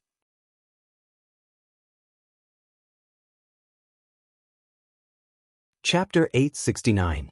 Seeing Fang Shishir fly out in a bloody mess, Yi Dingdang screamed in fright, "Fang Shishir, are you all right?" There were several deep wounds on Fang Shishir's face, almost to the point where her bones could be seen. It was unknown if she was still alive. Yi Dingdang's eyes widened as anger surged within her. Fang Shishir had sacrificed so much to save her. These werewolves really deserved to die. She roared angrily and charged towards a werewolf without any regard for her own safety. Poof! The werewolf's sharp claws tore through her sleeves, leaving a shallow scratch mark on her white arm that was bleeding profusely. She gritted her teeth and endured the pain. Using her hand like a sword chi burst forth, and with a teeth sound, it pierced through the werewolf's heart. She suddenly pulled back and pulled the heart out. The werewolf cried out miserably and fell to the ground. She suddenly turned around and stared at another werewolf. The werewolf subconsciously took a step back when her gaze swept over him. "What are you standing there for? She's only one person. Are you afraid of her?" The vampire flew back and scolded in a stern voice. This vampire was clearly the leader of this group. With a single order, the werewolves fiercely charged forward once again. Yi Dingdang suddenly discovered that there was another person beside her. Fang Shishir. She was pleasantly surprised to find that she was fine. Even the wounds on her face were gone. Her skin was as smooth as before, with only a few streaks of blood left. She clearly saw Fang Shishir's skin and flesh split open. How could she be fine in the blink of an eye? This healing speed was too shocking. We'll talk about it later. Fang Shishir knew that this was because she had gained some vampire abilities, such as self-healing. She couldn't help but be glad that she had profited from this disaster. Yi Dingdang knew that now wasn't the time to get to the bottom of things. She nodded and said, "Then let's fight our way out together." Two delicate voices sounded and two moving figures attacked the enemy. In the blink of an eye, the two sides were fighting again. All of a sudden, the werewolves exploded with blood and collapsed to the ground. Everyone was shocked by this scene and turned their heads to look, only to find a few people standing beside the werewolf's corpse. They had no idea when these people had arrived. When Yi Dingdang saw them, she was pleasantly surprised. "It's you guys?" These people were actually Tang Zheng's three roommates, Sinosaurus, Zhou Yen and Wang Shiji. Tang Zheng had already taught them the god-killing tactics, and had also given them Peiyuan Dan to wash their marrow and change their physique. They had been cultivating for some time now and had made some small achievements, especially Sinosaurus, who had the mountain-shattering meteor hammer and was the strongest of the three.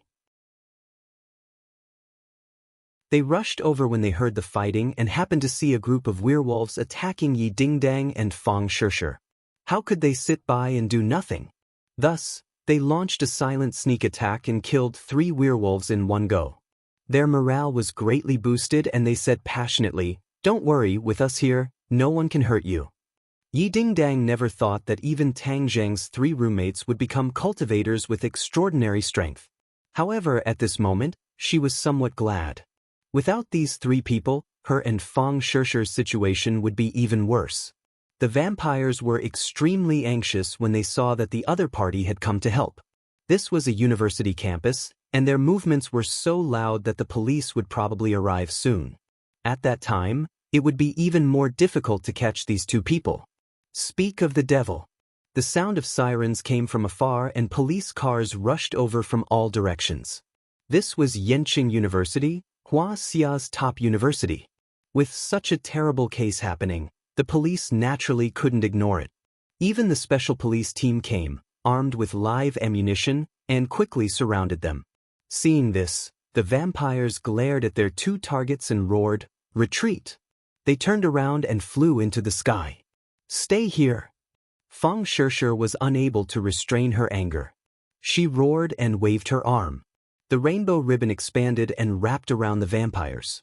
The vampires struggled but still couldn't escape from the rainbow ribbon. When the other werewolves saw this, they didn't have time to help and fled in all directions. "Stop!" Sinosaurus also roared. With a flash of light in his hand, the moon-shattering meteor hammer flew out and hit a werewolf. The werewolf's head was directly smashed into his body, and he staggered to the ground and died. Bang bang bang, a series of intense gunshots rang out, and the other werewolves also fell to the ground. After twitching a few times, they couldn't move anymore. The air was filled with the smell of smoke and blood. This area was completely under martial law, and the police with live ammunition stopped the onlookers who wanted to watch the show. Ka-ka-ka. The sound of guns being pulled could be heard. All the police pointed their guns at Fang Shishir and the others. Sinosaurus and the other 2 hurriedly stood in front of the 2 girls. Sinosaurus smiled and said, "Hee, don't misunderstand. We're on the same side, on the same side." However, the police didn't relax, especially the bodies of the werewolves on the ground. It made them feel like they were facing a great enemy. "Don't move!" The police roared. Fang Shishir was worried about Tang Zheng's comfort and took out her phone. "I said don't move." The police glared and was about to pull the trigger. A war seemed to be about to break out. "It's just a phone call. Why are you so nervous? We're all from Huaxia. Can't you be more polite?" Zhou Yan also stood up. "Just make the call. I'll see who dares to shoot." The policemen looked at each other in dismay. In the end, they still let Fang Shishir make the call. "Hey, Tang Zheng, something happened. Rockefeller's people attacked me and Yi Dingding. They tried to take us away. Yes, we're fine now. I suspect that not only are they going to attack us, they're also going to harm the rest of the family." When Tang Zheng heard this, he was already furious. He comforted Fang Shishir with a few words. Since the police had interfered, it would be safer to stay with the police for the time being. Then he began to call the others. Lu Qingmei and Mu Hongyan were on their way to work. He called for a long time, but no one answered. He thought to himself that something was wrong and rushed out of the villa, chasing after them on the road to work. During this time, he dialed Wu's number again, but he heard some noise on the other side, as if there was an intense battle. "We were attacked. It was a werewolf," Wu Yun said calmly. "Are you all right?" Tang Zheng's head tightened. Fang Shishir guessed right. This time, Rockefeller was actually targeting everyone around him. It seemed that they were planning something big. "We're fine. It's just a few werewolves. Master's wife and I can take care of them," Wu said lightly. "This is Rockefeller's people coming to take revenge on me. Be careful. Don't let a single one of them go. Kill them all." Tang Zheng gnashed his teeth and said fiercely, "No problem." Wu hung up the phone. Tang Zheng's heart jumped even higher. He dialed Empyrean Fairy's number again. Empyrean Fairy's voice was somewhat puzzled. She asked first, "Why are there werewolves and bat demons in the capital? Did they escape from the 10,000 mountains?" Tang Zheng's head darkened. It seemed that she was no exception. He hurriedly asked, "Are you and Nana injured? How can these weak monsters hurt me? I'll kill them all." The mysterious maiden of the 9 heavens said calmly. Tang Zheng let out a sigh of relief and said, "That's good. Protect Nana and quickly go home. Now that someone has come to find trouble with me, the people around me have all been attacked." Empyrean Fairy made an "oh" sound and said, "It seems that they didn't escape from the 10,000 mountains. Then where did they come from?" "Atlantic Empire, Rockefeller family." "Never heard of it." Empyrean Fairy did not care at all. "Relax. Nana is my disciple. How could I let her get hurt? We still have to continue our morning exercise. Let's not talk about it." Tang Jing smiled bitterly. Only the Empyrean Fairy was so skilled and daring. She did not put these things in her eyes at all. After such a thing happened, she still had to continue her morning exercise. Tang Zheng was burning with anxiety. Now only Lu Qingmei and Mu Hongyan's safety was uncertain. But these two people were the ones he was most worried about because they were the weakest. Nothing must happen to them, he anxiously muttered to himself. Like a gust of wind, he rushed through the streets. Lu Qingmei and Mu Hongyan drove to the company together as usual. Since joining the company, Lu Qingmei learned a lot from Mu Hongyan. She was gradually subdued by Mu Hongyan's charm. This single mother's business talent was amazing. She felt ashamed of her inferiority. Because of this, she had been humbly learning by Mu Hongyan's side. She improved very quickly. Lu Qingmei drove the car and chatted casually with Mu Hongyan. Suddenly, there was a loud bang. The roof of the car caved in, as if something heavy had fallen on top of the car. Both of them were shocked, thinking that it was something that fell from a high altitude. Lu Qingmei reacted quickly and stepped on the brakes to stop the car. Rip! The sound of fabric tearing came from above. A ray of sunlight shone in from the car. The two of them quickly looked up and found that the roof of the car had been torn open, revealing a huge hole. A ferocious wolf head came into view. The werewolf roared. A stinky wind blew in their faces, blowing their hair. Mu Hongyan let out a shriek, terrified. Lu Qingmei was also shocked, but she immediately realized that something was wrong. She pointed at the werewolf and the dragon trapping rope flew out and tied the werewolf up. Bang! The werewolf fell off the roof of the car while Lu Qingmei shouted, "Sister Mu, sit tight." She suddenly started the car and rushed out like an arrow leaving the bow. Suddenly, the car's momentum came to an abrupt stop. Then it rose into the air. The two of them saw a huge werewolf stop the car and lift it up with both hands. "Get out of the car." Lu Qingmei reacted quickly. She grabbed Mu Hongyan, kicked open the car door and jumped out. The two of them rolled on the ground and stood up. Only then did they see that they were surrounded by more than 10 werewolves. Mu Hongyan also gradually calmed down. Although her breathing was still rapid, she did not shout. "What should we do?" Mu Hongyan asked. "Sister Mu, I'll hold them back. You leave quickly." Lu Qingmei said without thinking. "They have so many people. If I leave, what will you do?"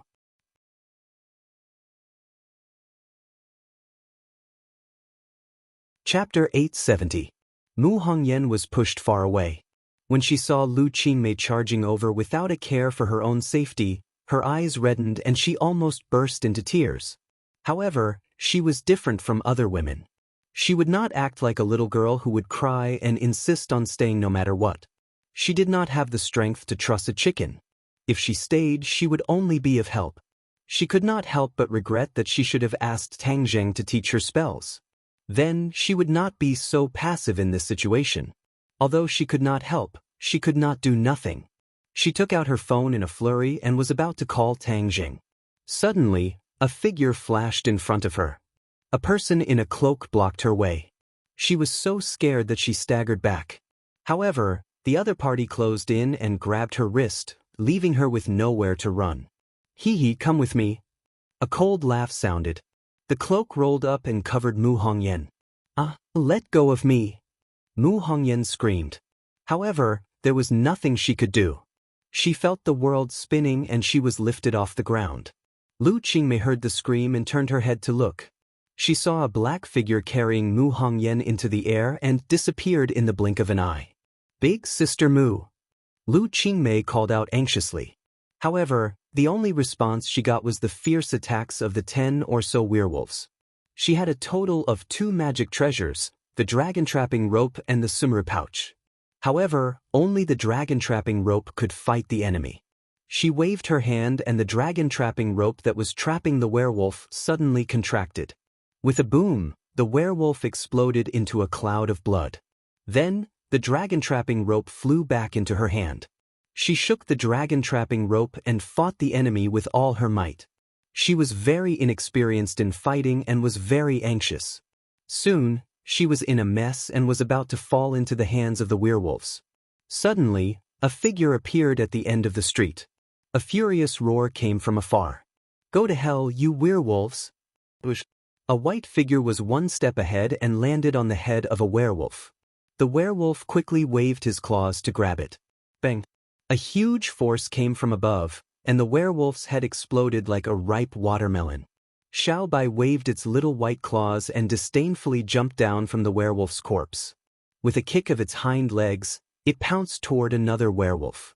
The werewolf roared again and again, trying to block Xiao Bai. However, it saw a ball of flames soar into the sky. Its lush fur immediately caught fire, turning it into a fireball. It screamed and fell to the ground, finally turning into a pile of black ash. Tang Zheng's eyes were bloodshot as he held onto Battle Soul. Pu, a few sinister heads fell to the ground. Seeing this, the remaining werewolves screamed and fled in all directions. Tang Zheng snorted angrily. "All of you must die." His figure flashed, leaving only afterimages and streaks of blood. Then, the sinister heads fell to the ground. A moment later, all the werewolves turned into cold corpses. Seeing Tang Zheng, Lu Qingmei heaved a sigh of relief. However, when she thought of Mu Hongyan, her heart jumped to her throat. She couldn't wait to say, "Tang Zheng, Sister Mu has been taken away. I'm really useless. I didn't protect Sister Mu well." Tang Zheng hugged her tightly, patted her back, and comforted her. "Sister Mei, it's not your fault. I didn't protect you well. Don't worry, I will definitely save Sister Mu." Lu Qingmei leaned into his embrace. Only then did she feel a burst of fear. Her entire body went soft, and cold sweat broke out on her back. Her entire body trembled. Tang Zheng was in extreme pain and comforted her. "Don't be afraid. I'll take care of everything. I won't let them hurt you again." "Then what about Sister Mu?" Tang Zheng's eyes flashed with hatred. He gritted his teeth. "I will save her, and then let the enemy pay with their blood." Rockefeller had come prepared this time. Since Mu Hongyan had been captured and not killed on the spot, it meant that her life was not in danger for the time being. The other party definitely had other plans. He still had some time. "I'll send you home first. With Fu Yao protecting you, even if the enemy comes again, it won't be good for you." Tang Zheng pulled her back home as fast as lightning. As for the werewolf corpses on the ground, he didn't care about them anymore. This time, Rockefeller had started a war everywhere, clearly wanting to make things bigger. Even if Tang Zheng wanted to hide it, he couldn't. As for how the ordinary people would view this matter, he didn't have time to think about it. When the two of them returned home, they found that Empyrean Fairy, Nana, Wu and Lan Yu had already returned. When they saw the two of them enter the house, they quickly walked over to welcome them. "Little Zheng, are you all right?" Lan Yu was burning with anxiety. She pulled Tang Zheng's hand and sized him up. "I'm fine." Lan Yu patted her chest and said with lingering fear, "It's good that you're fine. What exactly happened this time?" "The Rockefeller family came to take revenge on me, but he didn't come directly to me. Instead, he targeted the people around me." Tang Zheng said hatefully, "He's simply too shameless." When he saw that Lu Qingmei had returned alone, his heart skipped a beat as he hurriedly asked, "Where's Sister Mu?" "She was taken away." Lu Qingmei's eyes turned red as sorrow welled up in her heart. The few of them were shocked. Wu Dang said, "Let's go save Sister Mu." "Calm down, we don't even know where they are. The capital is so big, where are we going to find them? All of you stay at home. Fu Yao, help me take care of them." If anyone dares to attack, kill them. Tang Jing said with a murderous look. Empyrean Fairy rarely saw him lose control like this. She understood his feelings and nodded. Don't worry, with me here, no one can hurt them. Thank you. I'll go to the police station first. Shir and Ding Dang are at the police station. I heard that they caught someone alive, so I'll go take a look. I'll go with you. Wu and Lan Yu blurted out. The two of them looked at each other and Lan Yu said with concern, the one who came this time is not a good person. Furthermore, it's the Rockefeller family, not an ordinary person. I'll go with you in case there's any danger. She was concerned about her son's safety. She wanted nothing more than to stay by his side and protect him from being harmed in the slightest. However, Tang Jing shook his head and refused. I've already made up my mind. You guys stay at home, I'll be alone. Seeing that his attitude was so resolute, Lan Yu and Wu couldn't say anything more and could only watch him leave. Ding ling ling.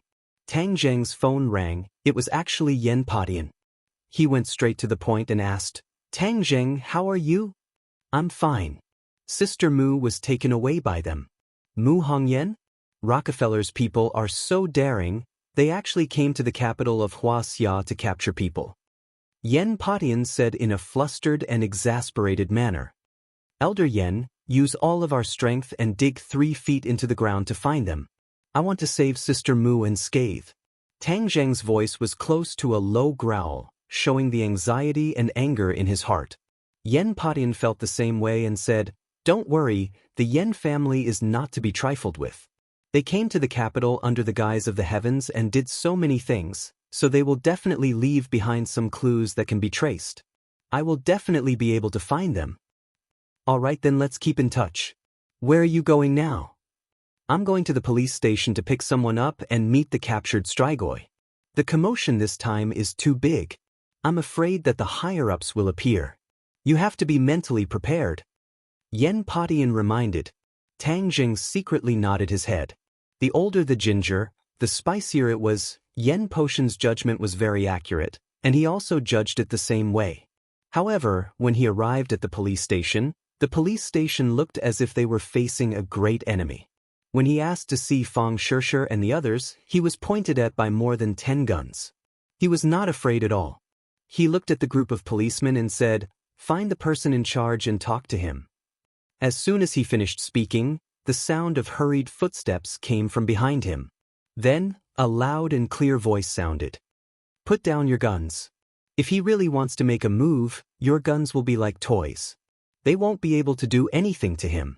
Tang Zheng turned around and saw a familiar figure. Ding Liang, why is it you? This person was an agent of the National Security Bureau in the Atlantic Empire. After being rescued by Tang Zheng, he had never seen him again. Now that the National Security Bureau no longer existed, he did not expect to see him again. Ding Liang was still chubby as he held onto Tang Zheng's hand and said enthusiastically, Tang Zheng, long time no see. You're in charge of this matter? Tang Zheng asked suspiciously. Yes, after all, I've been in the Atlantic Empire for so many years, so I'm familiar with Rockefeller's situation. This time, the chief ordered me to supervise this matter. Ding Liang said seriously. Did you really alarm the higher-ups? Ding Liang said seriously, with such a big lineup today, how could it not alarm the higher-ups? Right now, rumors are spreading all over the capital, and the impact is very bad. The chief ordered us to eliminate the impact as soon as possible. Humph, I don't care about the impact. I just want to catch the culprit. Tang Zheng coldly snorted and said. Ding Liang smiled bitterly. Of course, this is also one of the goals. I want to see my friend first. No problem. The police did not stop them and watched as they walked into a large room.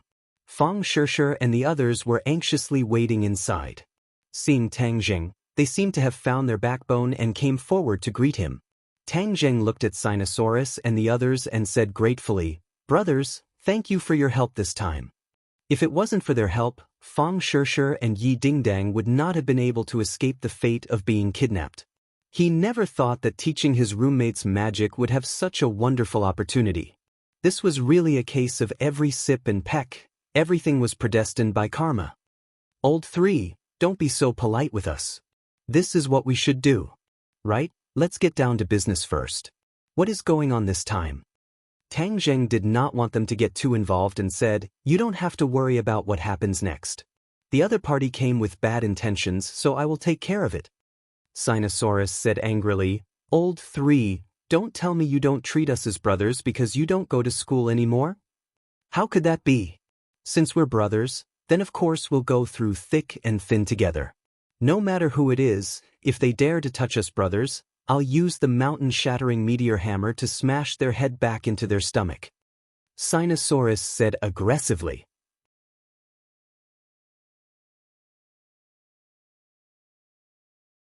Chapter 871. Tang Zheng pacified several people before asking to see the captive vampire. Ding Liang hesitated for a moment and said, Tang Zheng, this time Rockefeller came all the way here, it must be to target you, but they are making too much of a ruckus, how are you going to deal with them? A debt of blood must be paid in blood. Tang Zheng said resolutely. It's better to squash enmity than keep it alive. After all, Rockefeller is an influential family in the world. Ding Liang advised. So what? They've racked their brains to kill me and even targeted the people around me. Do they want me to let it go? Tang Zheng snorted disdainfully as he asked in a mocking tone. The higher-ups mean to turn big problems into small ones and small ones into nothing. If this matter escalates to an international conflict, then the losses outweigh the gains. Ding Liang advised earnestly. Tang Zheng firmly shook his head. You and I stand on different sides. I don't expect you to agree with my methods. As for compromising with Rockefeller, that's absolutely impossible. Even if it causes an international conflict, they were the ones who started it first. Can they blame me?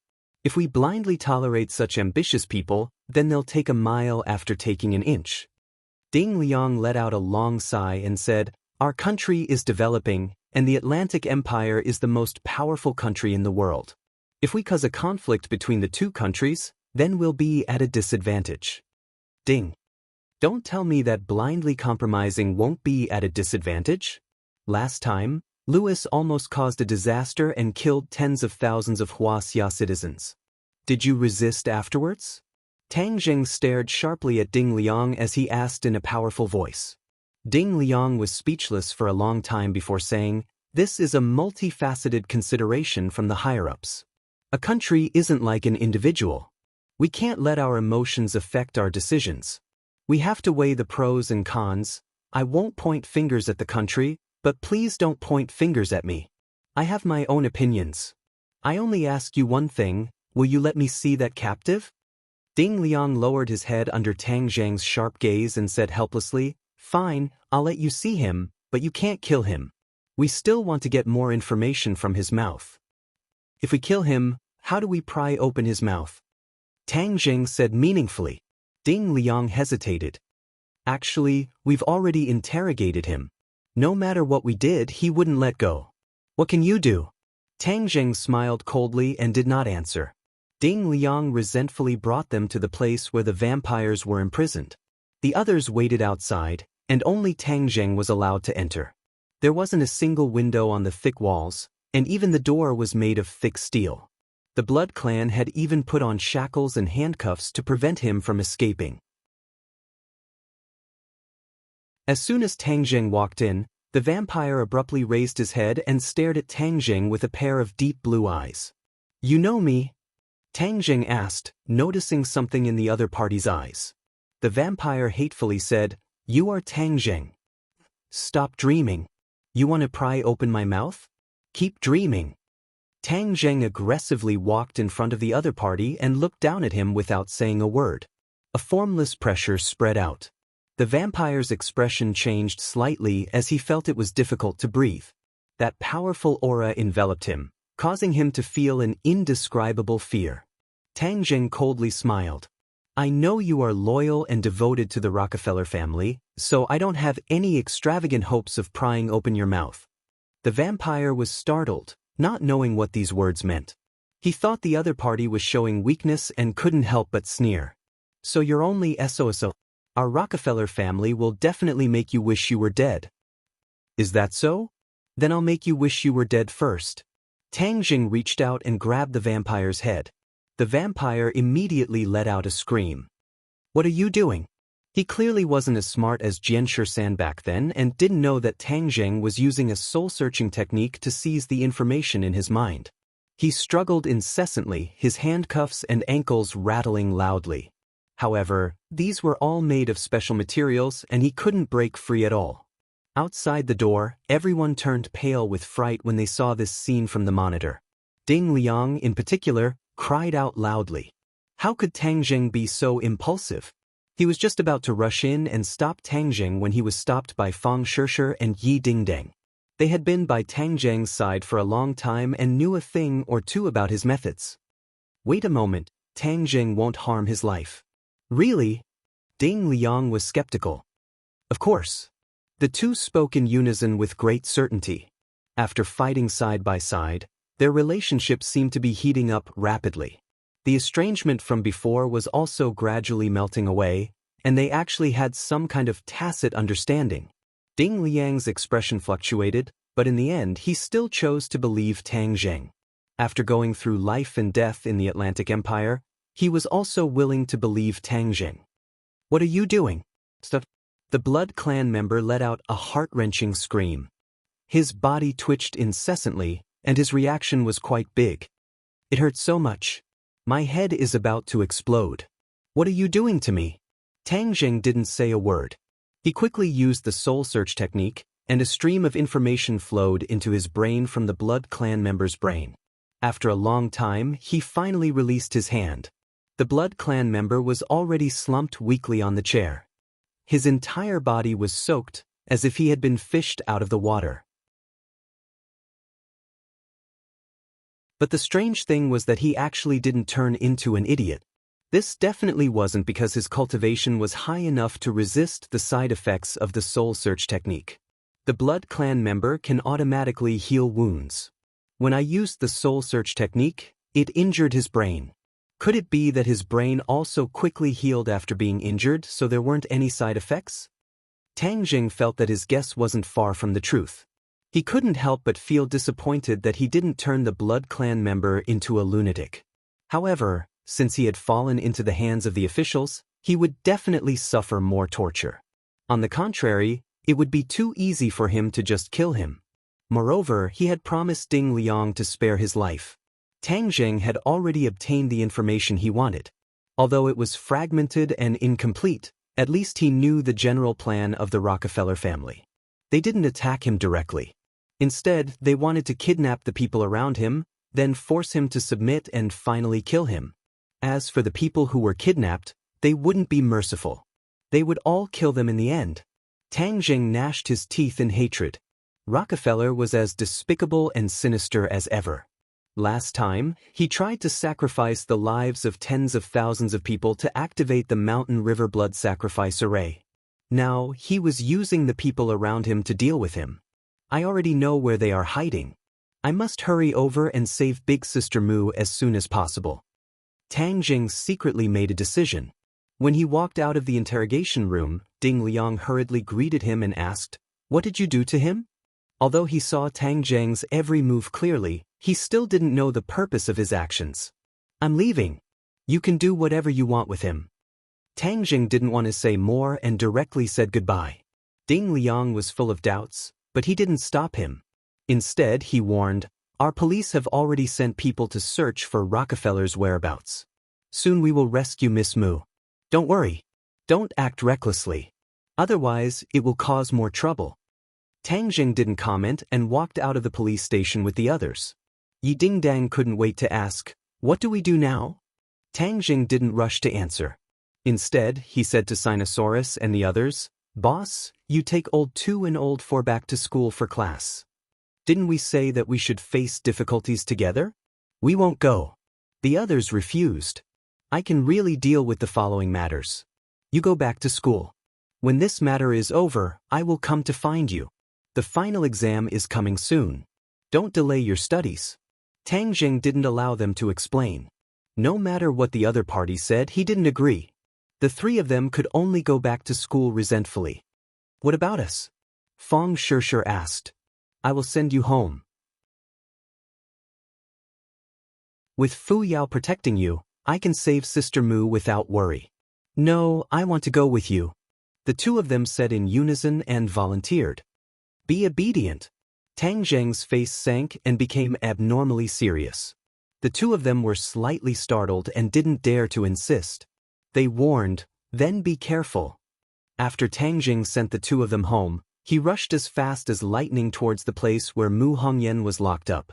They had agreed on a destination, and as long as they caught the people, they would bring them there. The destination was in the downtown area of Beijing. It was a detached villa. Tang Zheng didn't know that this was a private property that Song Yu had bought in the past and was now provided to Rockefeller for use. Tang Zheng quietly sneaked into the villa area. There was a small bridge, flowing water, and green trees. The environment was beautiful. From afar, he locked on to the target building. He didn't dare to alert the enemy and sneaked in without making a sound. He easily climbed in through the window of the villa. Suddenly, his pupils shrank as he saw a person sitting in the living room. The other party saw him barging in and raised his head to look at him without panic or dissatisfaction. There was no surprise at all. Instead, there was a mischievous smile. He was very familiar with this face. Ancestor Nicholas. Tang Zheng was as if he was facing a great enemy. His body tensed up and he was ready to attack. He shouted, "It's you. You're here too."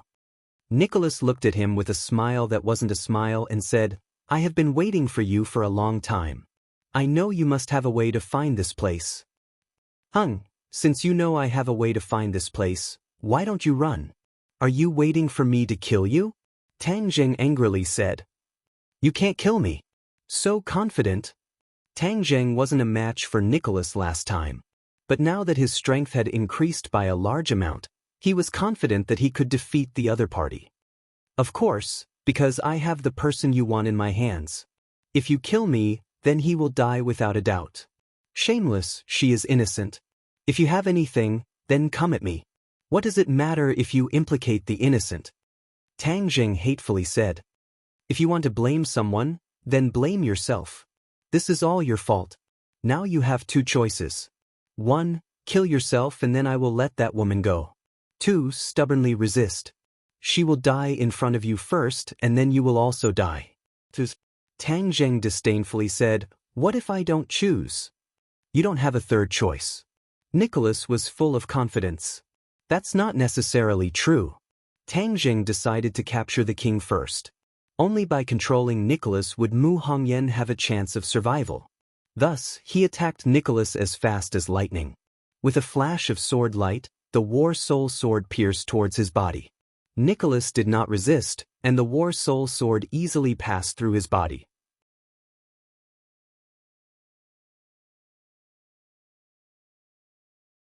Chapter 872. The War Soul Sword passed through Nicholas's body without any hindrance, as if it was passing through air. Moreover, there was no blood. On the contrary, Nicholas was safe and sound. He smiled and looked at Tang Zheng with ridicule, as if he was mocking him. He leisurely said, I said you can't kill me. Tang Zheng's head shook. What kind of magic was this? Nicholas was sitting in front of him. It was so real that he could reach out and touch him. Why couldn't he hurt him? He suddenly had an idea. He suddenly raised his head and looked around.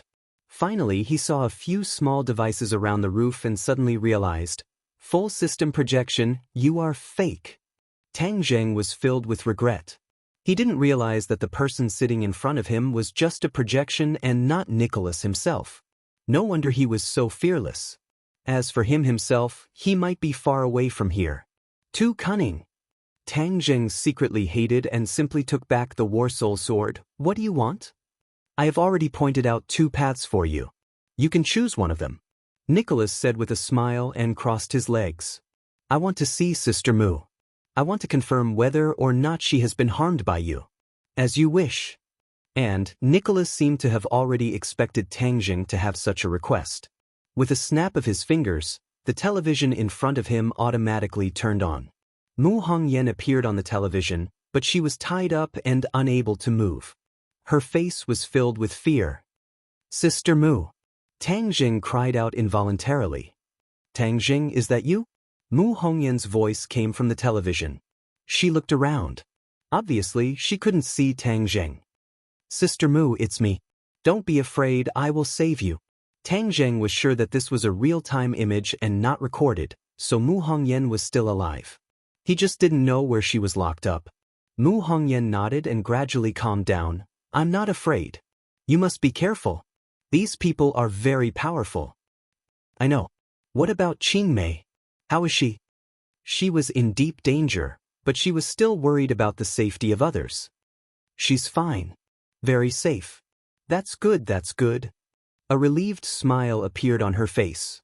Suddenly, the image flashed and disappeared. Tang Jing shouted that he didn't want it, but it was useless. He, truly affectionate and righteous. "Tang Jing, do you have the heart to watch such a sentimental and righteous woman die because of you?" Nicholas asked.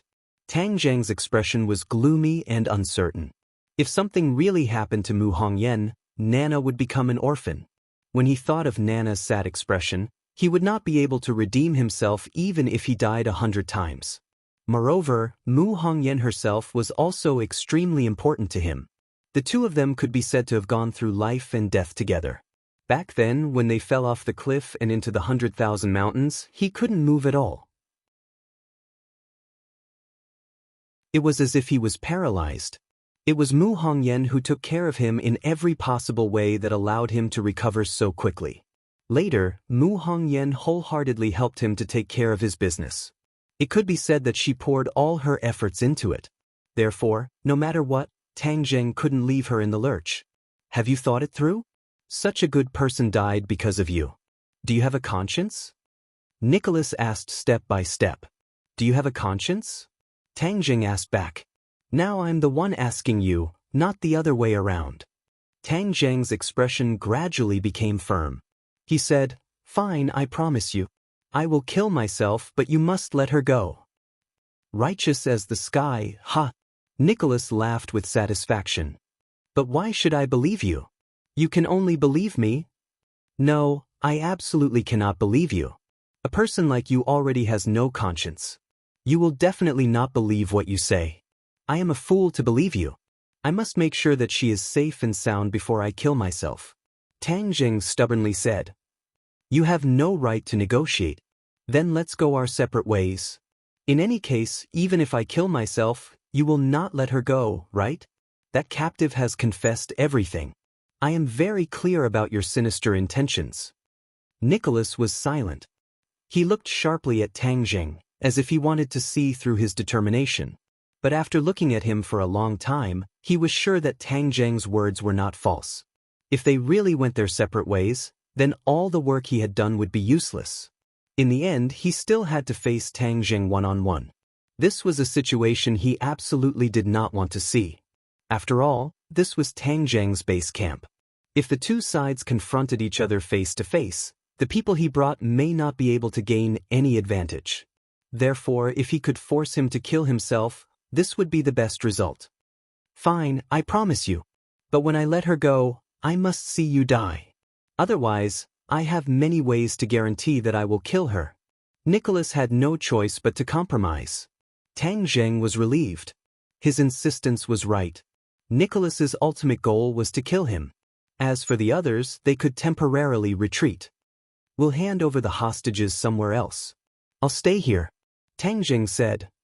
"When we hand over, I must see you die," Nicholas said with killing intent. Tang Jing was silent for a moment, then said resolutely, "All right." Tang Jing immediately contacted Yen Padian and told him an address, then told him to go there and pick up Mu Hongyan. As for the rest, it was inconvenient for him to say anything else. After all, his every move was being monitored. Seeing that he did not play any tricks, Nicholas also began to arrange for his subordinates to hand over the hostages. Dozens of minutes later, the television lit up again. On the screen was a commercial plaza with a lot of people. From afar, a few Westerners could be seen escorting Mu Hongyan forward. This was Nicholas's men filming from afar and transmitting it over in real time. Tang Zheng had already seen Yen Padian.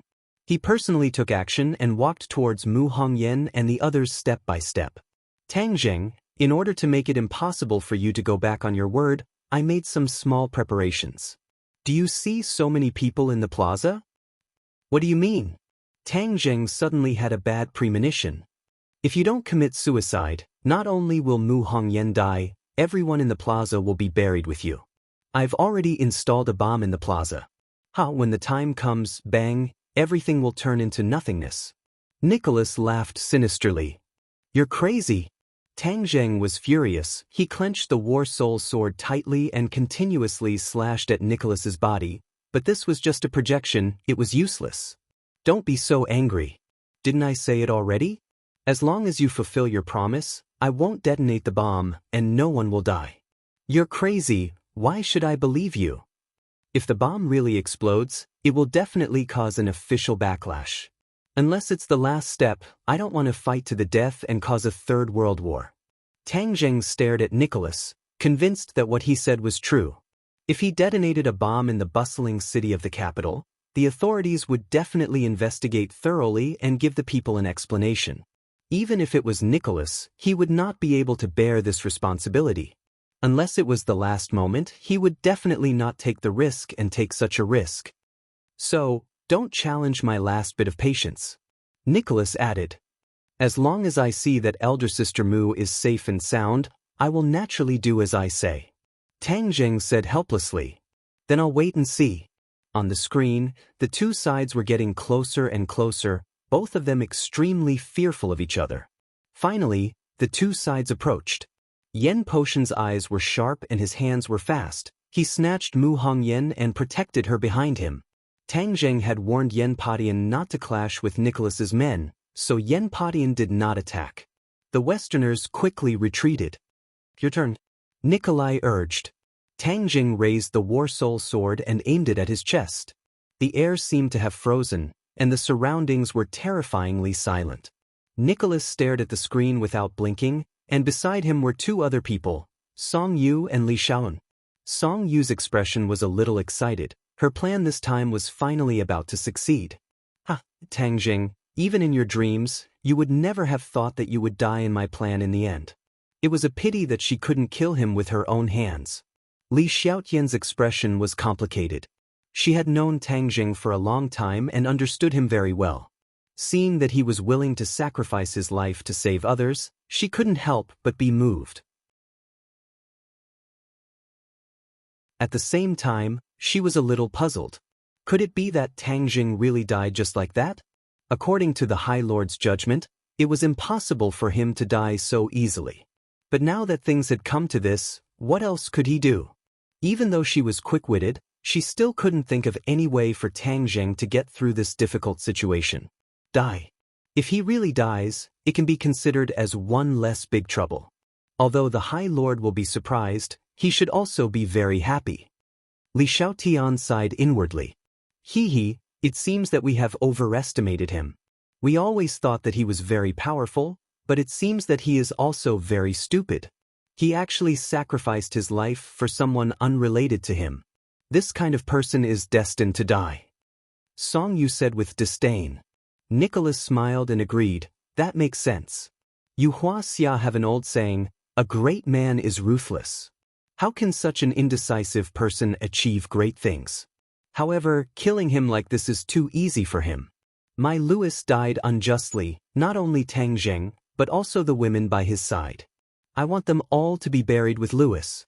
After he kills himself, I will kill them all. Song Yu's heart turned cold, but she still said with a smile, that makes sense, especially that Yi Dingding, she deserves to die. He was still brooding over the fact that he was unable to catch Yi Dingdang this time. If he had caught Yi Dingdang, it might have been even more exciting. My patience is limited. I will count to 3. If I don't end it, I will detonate the bomb. Nicholas urged. Tang Zheng took a deep breath and growled. The War Soul sword fiercely stabbed backwards. Blood splattered everywhere as the sword pierced through his chest. He slowly closed his eyes and fell to the ground with a bang, no longer breathing. The few of them looked at the scene of him crashing to the ground on the screen. They were all moved and shocked. The few people who were originally sitting quickly stood up as if there was a spring under their buttocks. Their breathing couldn't help but become hurried. Is he really dead? Li Xiaotian asked with mixed feelings. Whiz.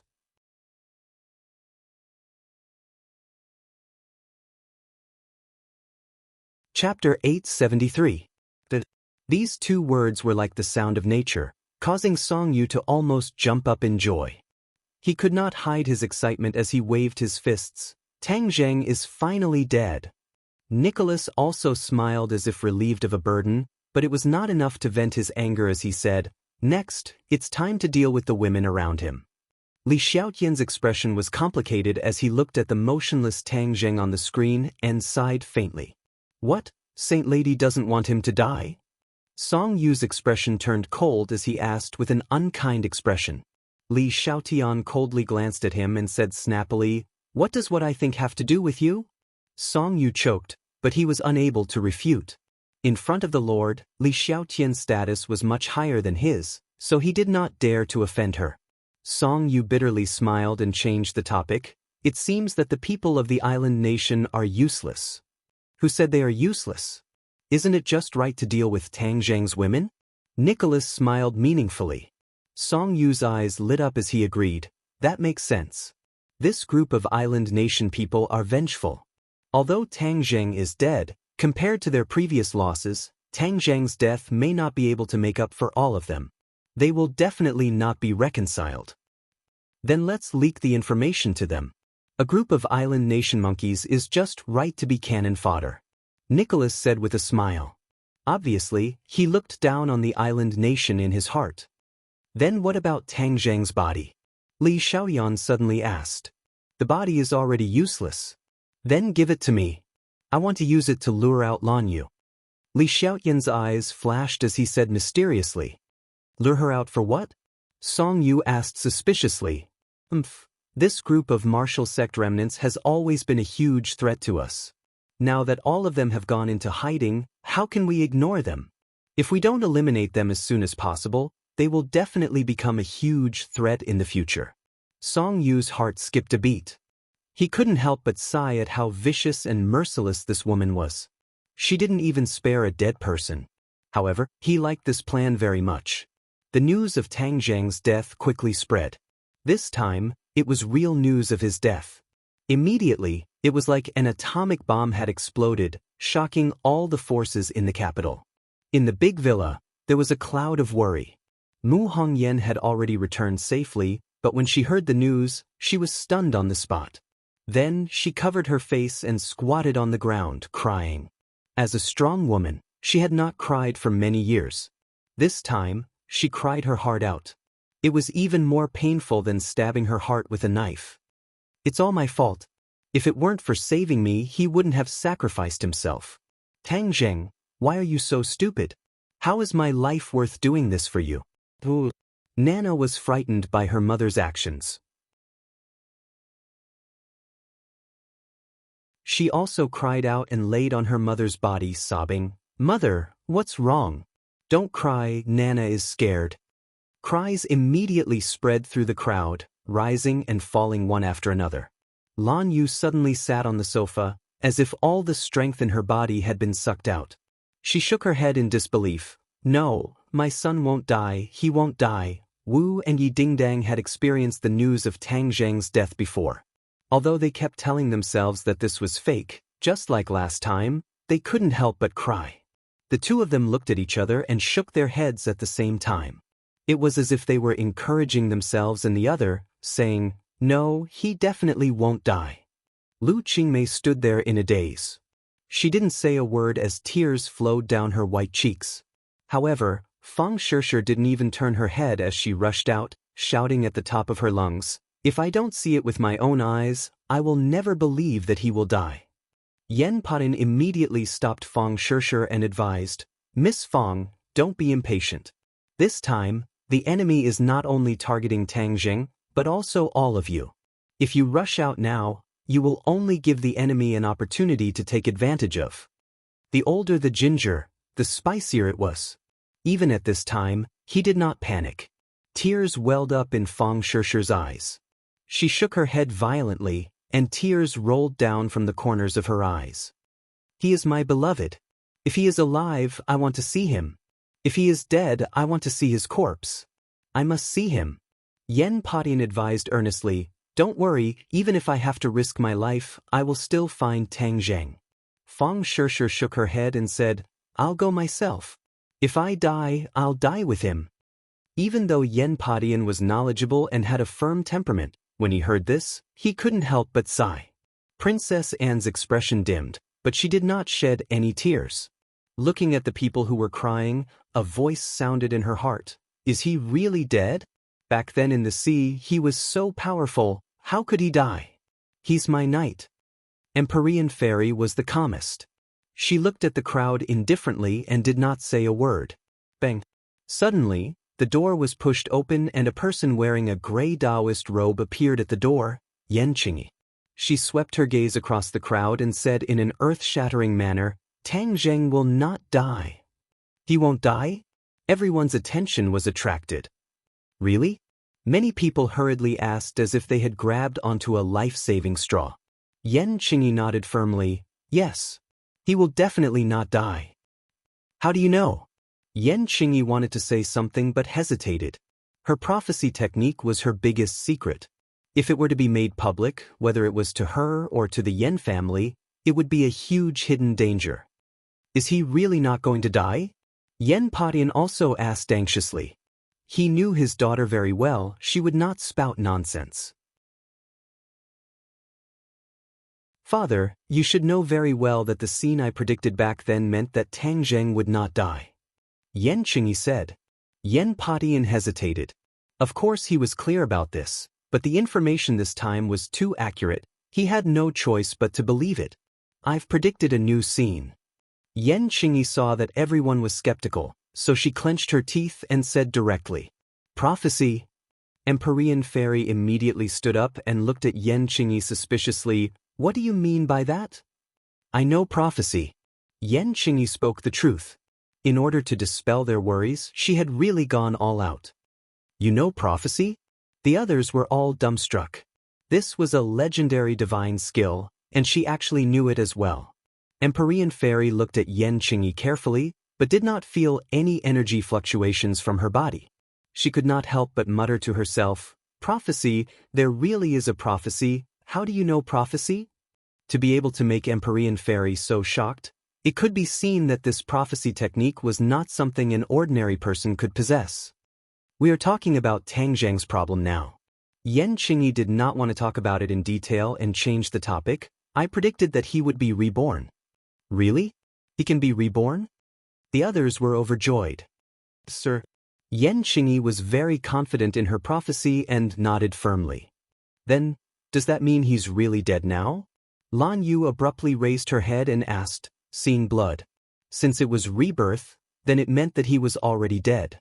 With that thought, everyone's expressions darkened, especially Mu Hongyan. Her tears were like broken pearls. Tang Zheng really had sacrificed himself in order to save her.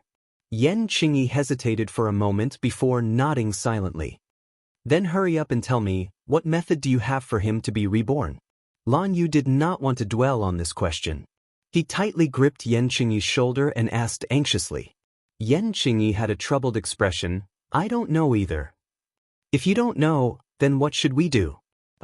I think Tang Zheng will be able to turn danger into safety and come back to life. Yan Qingyi said with uncertainty. Even though she had predicted that Tang Zheng would be reborn, she did not know the specific method. It's not difficult for a person to come back to life from the dead. Empyrean Fairy finally spoke.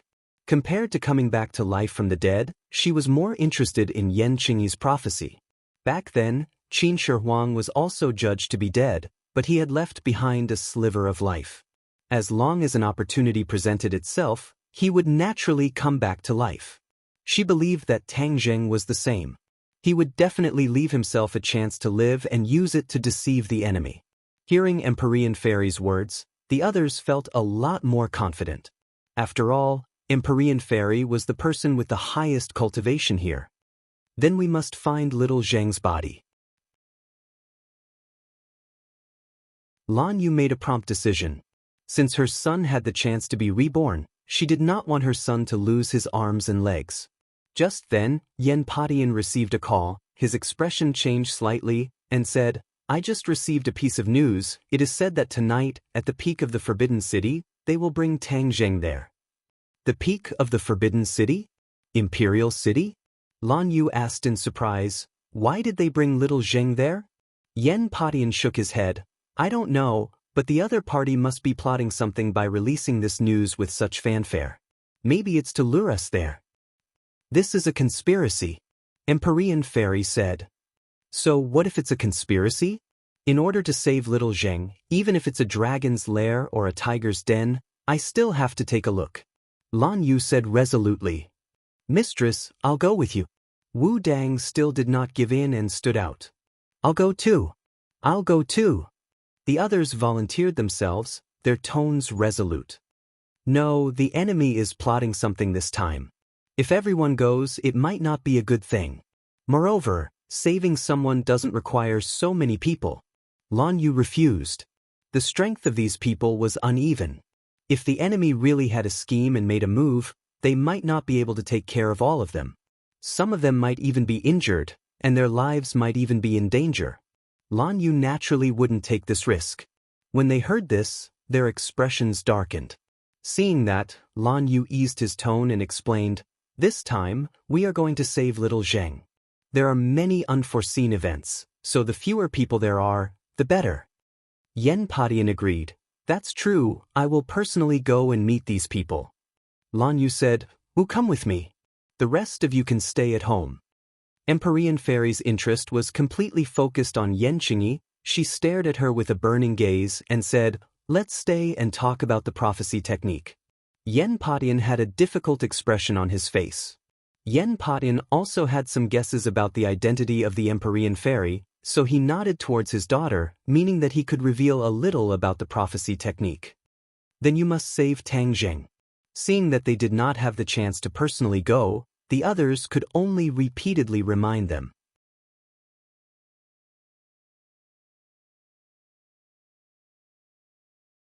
Chapter 874. The night was dark and the wind was strong. A light drizzle began to fall in the capital. The summer heat was carried away by the rain and a cool breeze came, making people feel relaxed and happy. The sky was dark, but for this bustling city, the lights illuminated half the sky and dispelled the darkness.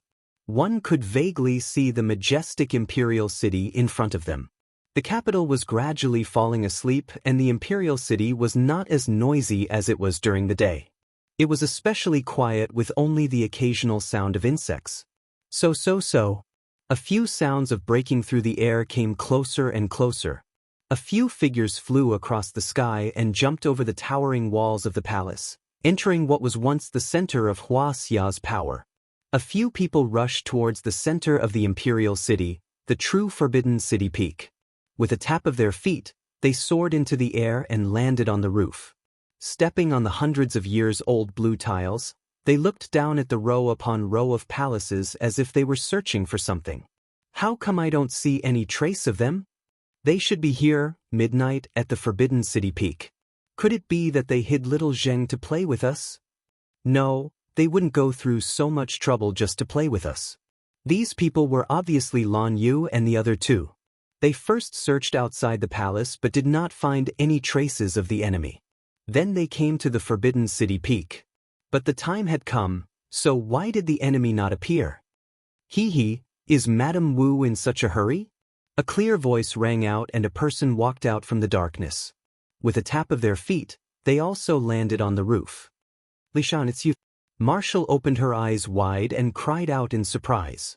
So it's the Holy Maiden of Li Palace. Lan Yu had never seen Li Xiaotian before, but this name was not unfamiliar. His heart trembled as even the Li Palace was involved in this matter. Perhaps it was not just that. The Azure Dragon Hall was the real mastermind behind all this. It's me. Madame Wu is truly as beautiful as a fairy. No wonder she was able to capture the heart of the previous head of the martial organization and even gave birth to such a powerful son like Tang Zheng. Li Xiaotian said with a smile. Li Xiaoyan, where did you hide my son? Lan Yu didn't want to talk nonsense with the other party, so he went straight to the point and asked, "Hehe, you want Tang Zheng? There, isn't that him?" Li Xiaotian pointed to a spot not far away. In the darkness, it was indeed Tang Zheng. "Little Zheng." Lan Yu was overjoyed and was about to rush over, but was stopped by Li Xiaon. "Madam Wu, don't worry. I will hand him over to you. If you rush over, I can't guarantee that my companions will do anything to him." With that said, Song Yu appeared behind Tang Zheng. Marshall recognized her at a glance and shouted, "Song Yu, it's you." Yen Padian was also shocked. "You actually didn't die. How dare you come back?" After that battle, the Song family no longer existed. Only Song Yu's whereabouts were unknown. Who would have thought that he would be involved with Li Xiaotian? Song Yu laughed coldly, her sinister face hidden in the darkness of the night, looking even more terrifying. "Yen Padian, you colluded with Tang Zheng and destroyed my Song family. Now that Tang Zheng is dead, the next one will be your Yen family." Song Yu said fiercely, "Arrogant, to speak such big words. Let's see if you can leave the imperial city today." Yen Padian said, "With him in my hands, how could I not be able to walk out?" Song Yu proudly pushed Tang Zheng, who was in his hands. "He has already been killed by you, what else do you want to do to him?" Seeing that, Lan Yu roared hysterically. Li Xiaotian said, "Madam Wu, don't be anxious, Tang Zheng is already dead. A dead person should be buried in peace. You don't want to see him tortured again, right? Hehe, as long as you promise me two things, I can naturally let him rest in peace." "What condition?" Lan Yu opened her eyes wide, her killing intent soaring. "The first condition is to tell me where the rest of the martial sect went." Lan Yu was silent. The rest of the martial sect were hiding on the moving island. This was a secret. If they were to tell the other party, then these people would be in danger. Moreover, there were not only people from the martial sect, but also the witch clan. "You're not going to say it? Sigh, that's a pity. Tang Zheng has been alone since he was young. I didn't expect that now that he is dead, he won't be able to rest in peace and will be tortured." Li Xiaotian said hypocritically. "You're not allowed to hurt little Zheng." Lan Yu quickly stopped him. "I'll tell you." Lan Yu thought that the island was always moving. Even if she told them, they might not be able to find the island. For the sake of her son, she had no choice but to compromise. "They are on an island in the South Sea, very far from the coastline. That's why you didn't find us." Li Xiaotian suddenly realized, no wonder we couldn't find it even after sending so many people. "Hehe, you guys really have a soft spot for islands. You found another island this time, give me the exact coordinates." Lan Yu had no choice but to say a series of coordinates. Li Xiaotian said while beaming, "I have no way to verify it for the time being, but I believe that for the sake of Mrs. Wu's son, she won't tell me the truth. Then listen to my second condition. As long as you do it, then Tang Zheng will naturally return it to you." "Speak. Kill yourself." Li Xiaotian said word by word, "Since you two are mother and son, then it shouldn't be bad to die the same way as your son, right?" "Li Shan, I will kill you." Wu flew into a rage and was about to attack Li Xiaotian. Li Xiaotian fearlessly crossed his arms, looked at Wu mischievously, and said, "Come and kill me, let's see if you have the guts." "Marshall, stop." Lan Yu stopped him. "How is it? Have you decided?" Li Xiaotian asked. "If I die, are you really going to let my son go?" "Of course, Tang Zheng is already dead and is no longer of any use.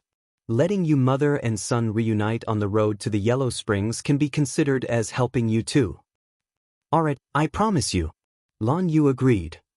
"Mistress, you absolutely can't." Wu hurriedly stopped him. Lan Yu's expression was resolute. "Back then, I didn't protect him well, which was why he was left wandering outside. All these years, he has suffered so much, and I have not fulfilled my responsibility as a mother. This is the only thing I can do for him now." Seeing that Mistress had already made up her mind, Wu's tears flowed out. She had never cried as much in her entire life as she did today. She looked at Li Xiaotian with overflowing anger, and secretly swore in her heart, "Li Shan, I will definitely kill you, otherwise, I will not be human." Li Xiaotian's heart skipped a beat when he saw Wu's eyes, but he did not soften his heart, and said, "Stop dawdling, there won't be a miracle."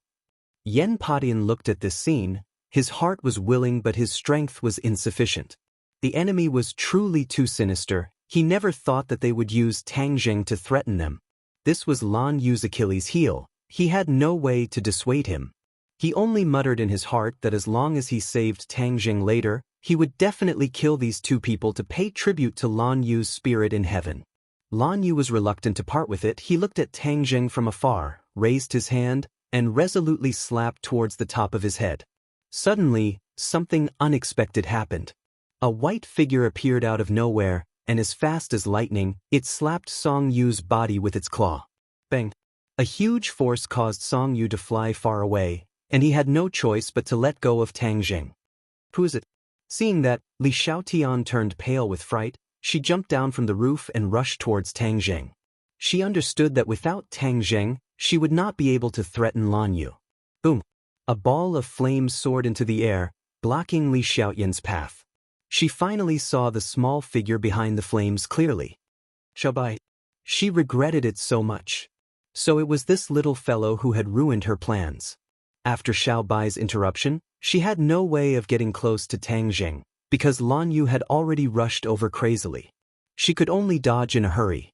Tang Zheng fell limply to the ground.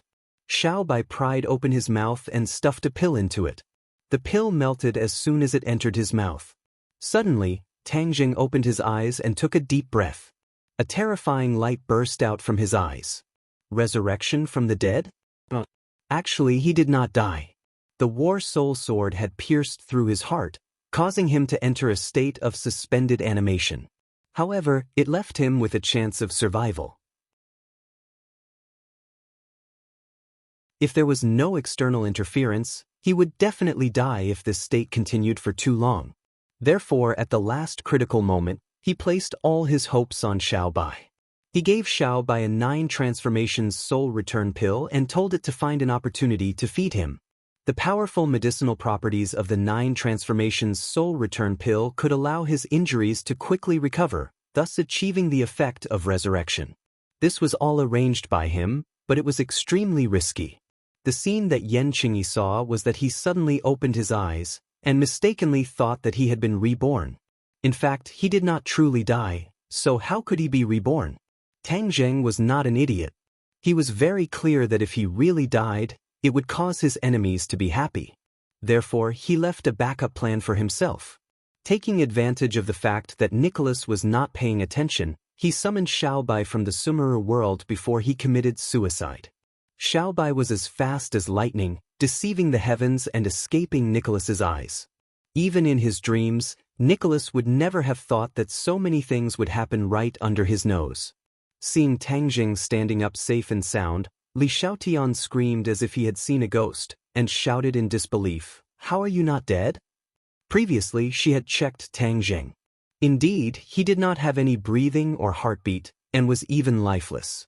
However, she did not know that Tang Zheng could absorb a little yin qi on his body and make himself look more lifeless than a dead person. How could she tell clearly? Although Lan Yu, Wu and Yen Padian knew that Tang Zheng would come back to life, they did not expect him to come back to life so quickly. They were extremely happy. Lan Yu covered his mouth in disbelief. "You're finally alive, my son is finally alive." Tang Zheng had previously been in a state of suspended animation, so his hearing was still intact. Therefore, he had clearly heard Lan Yu's words just now. She was actually willing to sacrifice her life for him.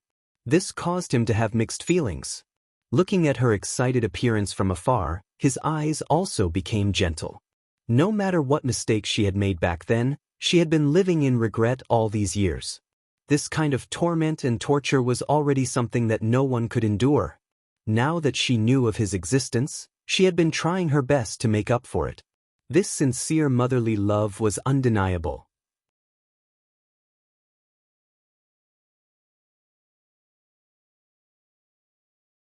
Chapter 875. Li Xiaotian was startled by Tang Zheng's gaze. She subconsciously avoided his gaze and said, "Li Xian, last time when we parted ways with the island nation, I let you go. Now you come to deal with me, And you even used such a despicable method. Do you really think I won't kill you? Tang Zheng asked with an ashen face. Li Xiaotian smiled charmingly and said, "Don't be so angry. We haven't seen each other in a long time. It's good to sit down and reminisce." "Who's reminiscing with you?" Marshall took the initiative to berate Tang Zheng. Just now she forced Master's wife to commit suicide. Her intentions are vicious and extremely hateful. We absolutely cannot let her go. Li Xiaoan smiled bitterly. "Marshall, don't be so angry. I was just joking." "I'm not joking with you." Tang Zheng walked towards the other party step by step. Li Xiaotian panicked and subconsciously retreated. She knew very well that with her cultivation, she was not a match for Tang Zheng. Moreover, the other party was not alone. If they fought, she would definitely be at a disadvantage. Tang Zheng stretched out his hand and used the swallowing the heavens technique. A huge suction force appeared in his palm. Li Xiaotian felt that she could not help but approach Tang Zheng. She was shocked and shouted. An iron bow appeared in her hand. The shooting sun arrow was placed on the iron bow and aimed at Tang Zheng. "You found the shooting sun arrow again?" Tang Zheng said in surprise. Back then, when he was fighting with the island nation's imperial preceptor, Li Xiaotian lost the shooting sun arrow. He did not expect her to find it again. Li Xiaotian chuckled, "This kind of divine weapon, of course I won't really lose it. I spent a lot of effort to find it back." "You are so sinister and cunning, you don't deserve to have the shooting sun arrow." Tang Zheng roared, crazily urging his power. The suction force suddenly increased. Li Xiaotian's expression suddenly changed, and she pulled the bowstring. The shooting sun arrow turned into a ray of light and shot towards Tang Zheng. Although it did not have the power of the heaven-shocking bow and was just a normal bow, it still made the shooting sun arrow extremely powerful. Instead of retreating, Tang Zheng moved forward, facing the shooting sun arrow's violent aura. The suction force from his palm completely neutralized the shooting sun arrow's terrifying attack. He closed his fingers and grabbed the shooting sun arrow. "My shooting sun arrows are just short of this one. Let me return it to its rightful owner." Li Xiaoyan was shocked when he saw this. He curled his finger and the shooting sun arrow's attack came to an abrupt halt. It actually turned around and flew back. How could Tang Zheng let her have her way? He increased his power and the shooting sun arrow immediately stopped. Tang Zheng grabbed the tail of the arrow. Ding! With a clear sound, the extremely hard-to-find thread at the end of the shooting sun arrow was cut off, and the shooting sun arrow completely fell into Tang Zheng's palm. "Give it back!" Li Xiaotian cried out involuntarily, but to no avail. So. He shot an arrow, but it was replaced by an ordinary arrow, which was easily blocked by Tang Zheng. Seeing that Tang Zheng was attacking again, Li Xiaotian quickly retreated, but his retreating momentum became slower and slower. The two of them, one advancing and one retreating, had already rushed into the palace. The others also hurriedly chased after them. No one noticed a pair of vicious eyes in the darkness, like that of a snake or scorpion. "Tang Zheng, you can actually come back from the dead. This time, you've seen me, so I definitely won't let you escape again. And the holy maiden of Li Palace, humph, you dare to look down on me, and even come to Sword Pavilion to ruin my plans. How can I let you succeed? All of you will die." Song Yu gnashed his teeth. His face was bruised and swollen, and there was still blood at the corner of his mouth. He revealed a sinister smile. Everyone's attention was attracted by Tang Zheng and Li Xiaotian, so they didn't notice that Song Yu had been slapped into the darkness by Xiao Bai's claw. Suddenly, a remote control appeared in his hand. Without hesitation, he pressed it. Boom! There was a deafening sound, and the earth trembled. A ball of fire soared into the sky, and a powerful shockwave rushed in all directions. A magnificent palace was turned into ruins, and only a raging fire was left. Haha! Song Yu's crazy laughter resounded throughout the imperial city, only to hear him venting out his hatred as he roared loudly. "Tang Zheng, you are finally dead. What bullshit, cultivator, under the might of modern technology, isn't there only death waiting for you?" It turned out that he had already buried explosives in the imperial city in a frenzy, and even Li Xiaotian didn't know about it. His original purpose was not to deal with Tang Zheng, but to deal with the people who came to save Tang Zheng. Of course, that included Li Xiaotian. Li Xiaotian was sent to the sword pavilion to monitor his every move. How could he sit back and do nothing? However, he couldn't kill her openly, so he could only shift the blame to others. As long as Li Xiaotian died this time, the Lord would not suspect him of doing it. He would only blame it on the enemy. Killing two birds with one stone. Why not? Li Xiaotian's plan was flawless. He probably never dreamed that he would be schemed against by Song Yu, who he had always looked down on. Looking at the raging fire, he was complacent. These people must have been blown into several large pieces. How could they still be alive? Tang Zheng, don't you have many tricks up your sleeve? You can even bring the dead back to life. Let's see how you'll survive this time. There was no more movement in the fire, but the capital was awakened by the explosion. This was the most important place in the capital, where the core of power was located. An explosion had actually occurred. Moreover, it was in the imperial city. The impact was too great. Only the sound of sirens could be heard in the dark night. People and cars rushed over from all directions. Without a doubt, the officials would be thoroughly enraged by this matter. Song Yu's lips curled into a cold smile. This is what it means to make a big move. I'll let you all see what I, Song Yu, am capable of. Of course, what he did could not be made known to the public. Otherwise, not only would he be hunted down by the Azure Dragon Palace, even the government would not let him go. Then, he would have no place in this world. He was about to escape when suddenly, an earth-shattering roar came from the sea of flames in the palace. Song Yu sat down on the floor with a terrified expression on her face. She cried out in panic, "What is that sound?" Just as he finished speaking, the continuous roar became even louder.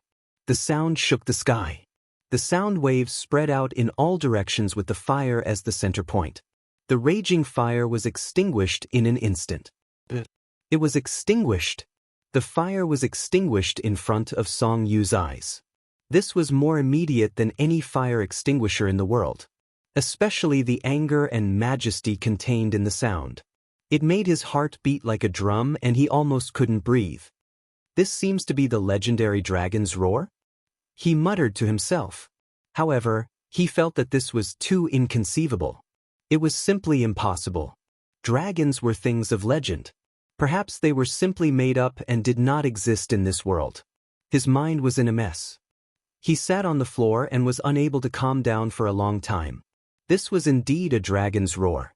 The dragon's roar of a five-clawed golden dragon. Just now, Tang Zheng and Li Xiaotian were fighting fiercely. Just as Li Xiaotian was about to be captured, suddenly, an explosion rang out. Tang Zheng shouted loudly, but it was already too late for him to escape. Moreover, there were so many people here, even if he escaped, what about the others? However, at the critical moment, he did not completely panic. He suddenly remembered that under the palace, wasn't it the place where the five-clawed golden dragon was imprisoned? That place was probably the safest place to avoid this explosion. In fact, this thought had been thought of in a flash, so his movements were extremely fast. Before the power of the explosion had completely affected them, he had activated the array formation of the palace. In the blink of an eye, they had moved from the palace to the long passageway below the imperial city. Then, an even more intense explosion sounded. Fine dust fell from the top of his head, and even the soles of his feet shook a few times.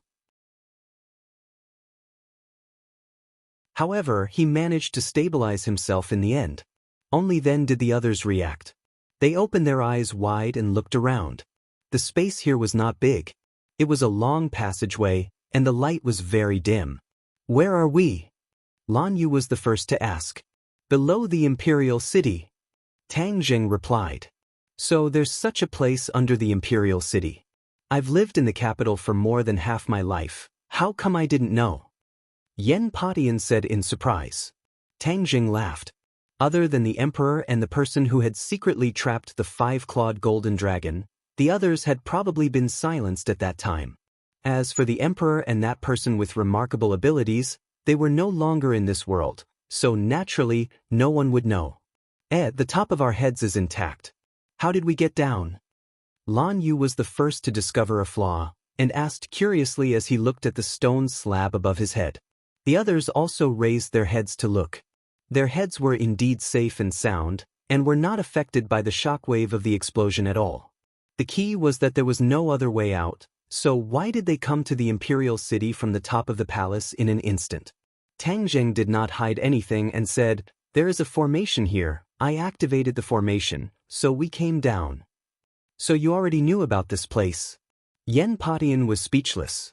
He was a native of the capital, but he did not know as much as a foreign monk like Tang Zheng.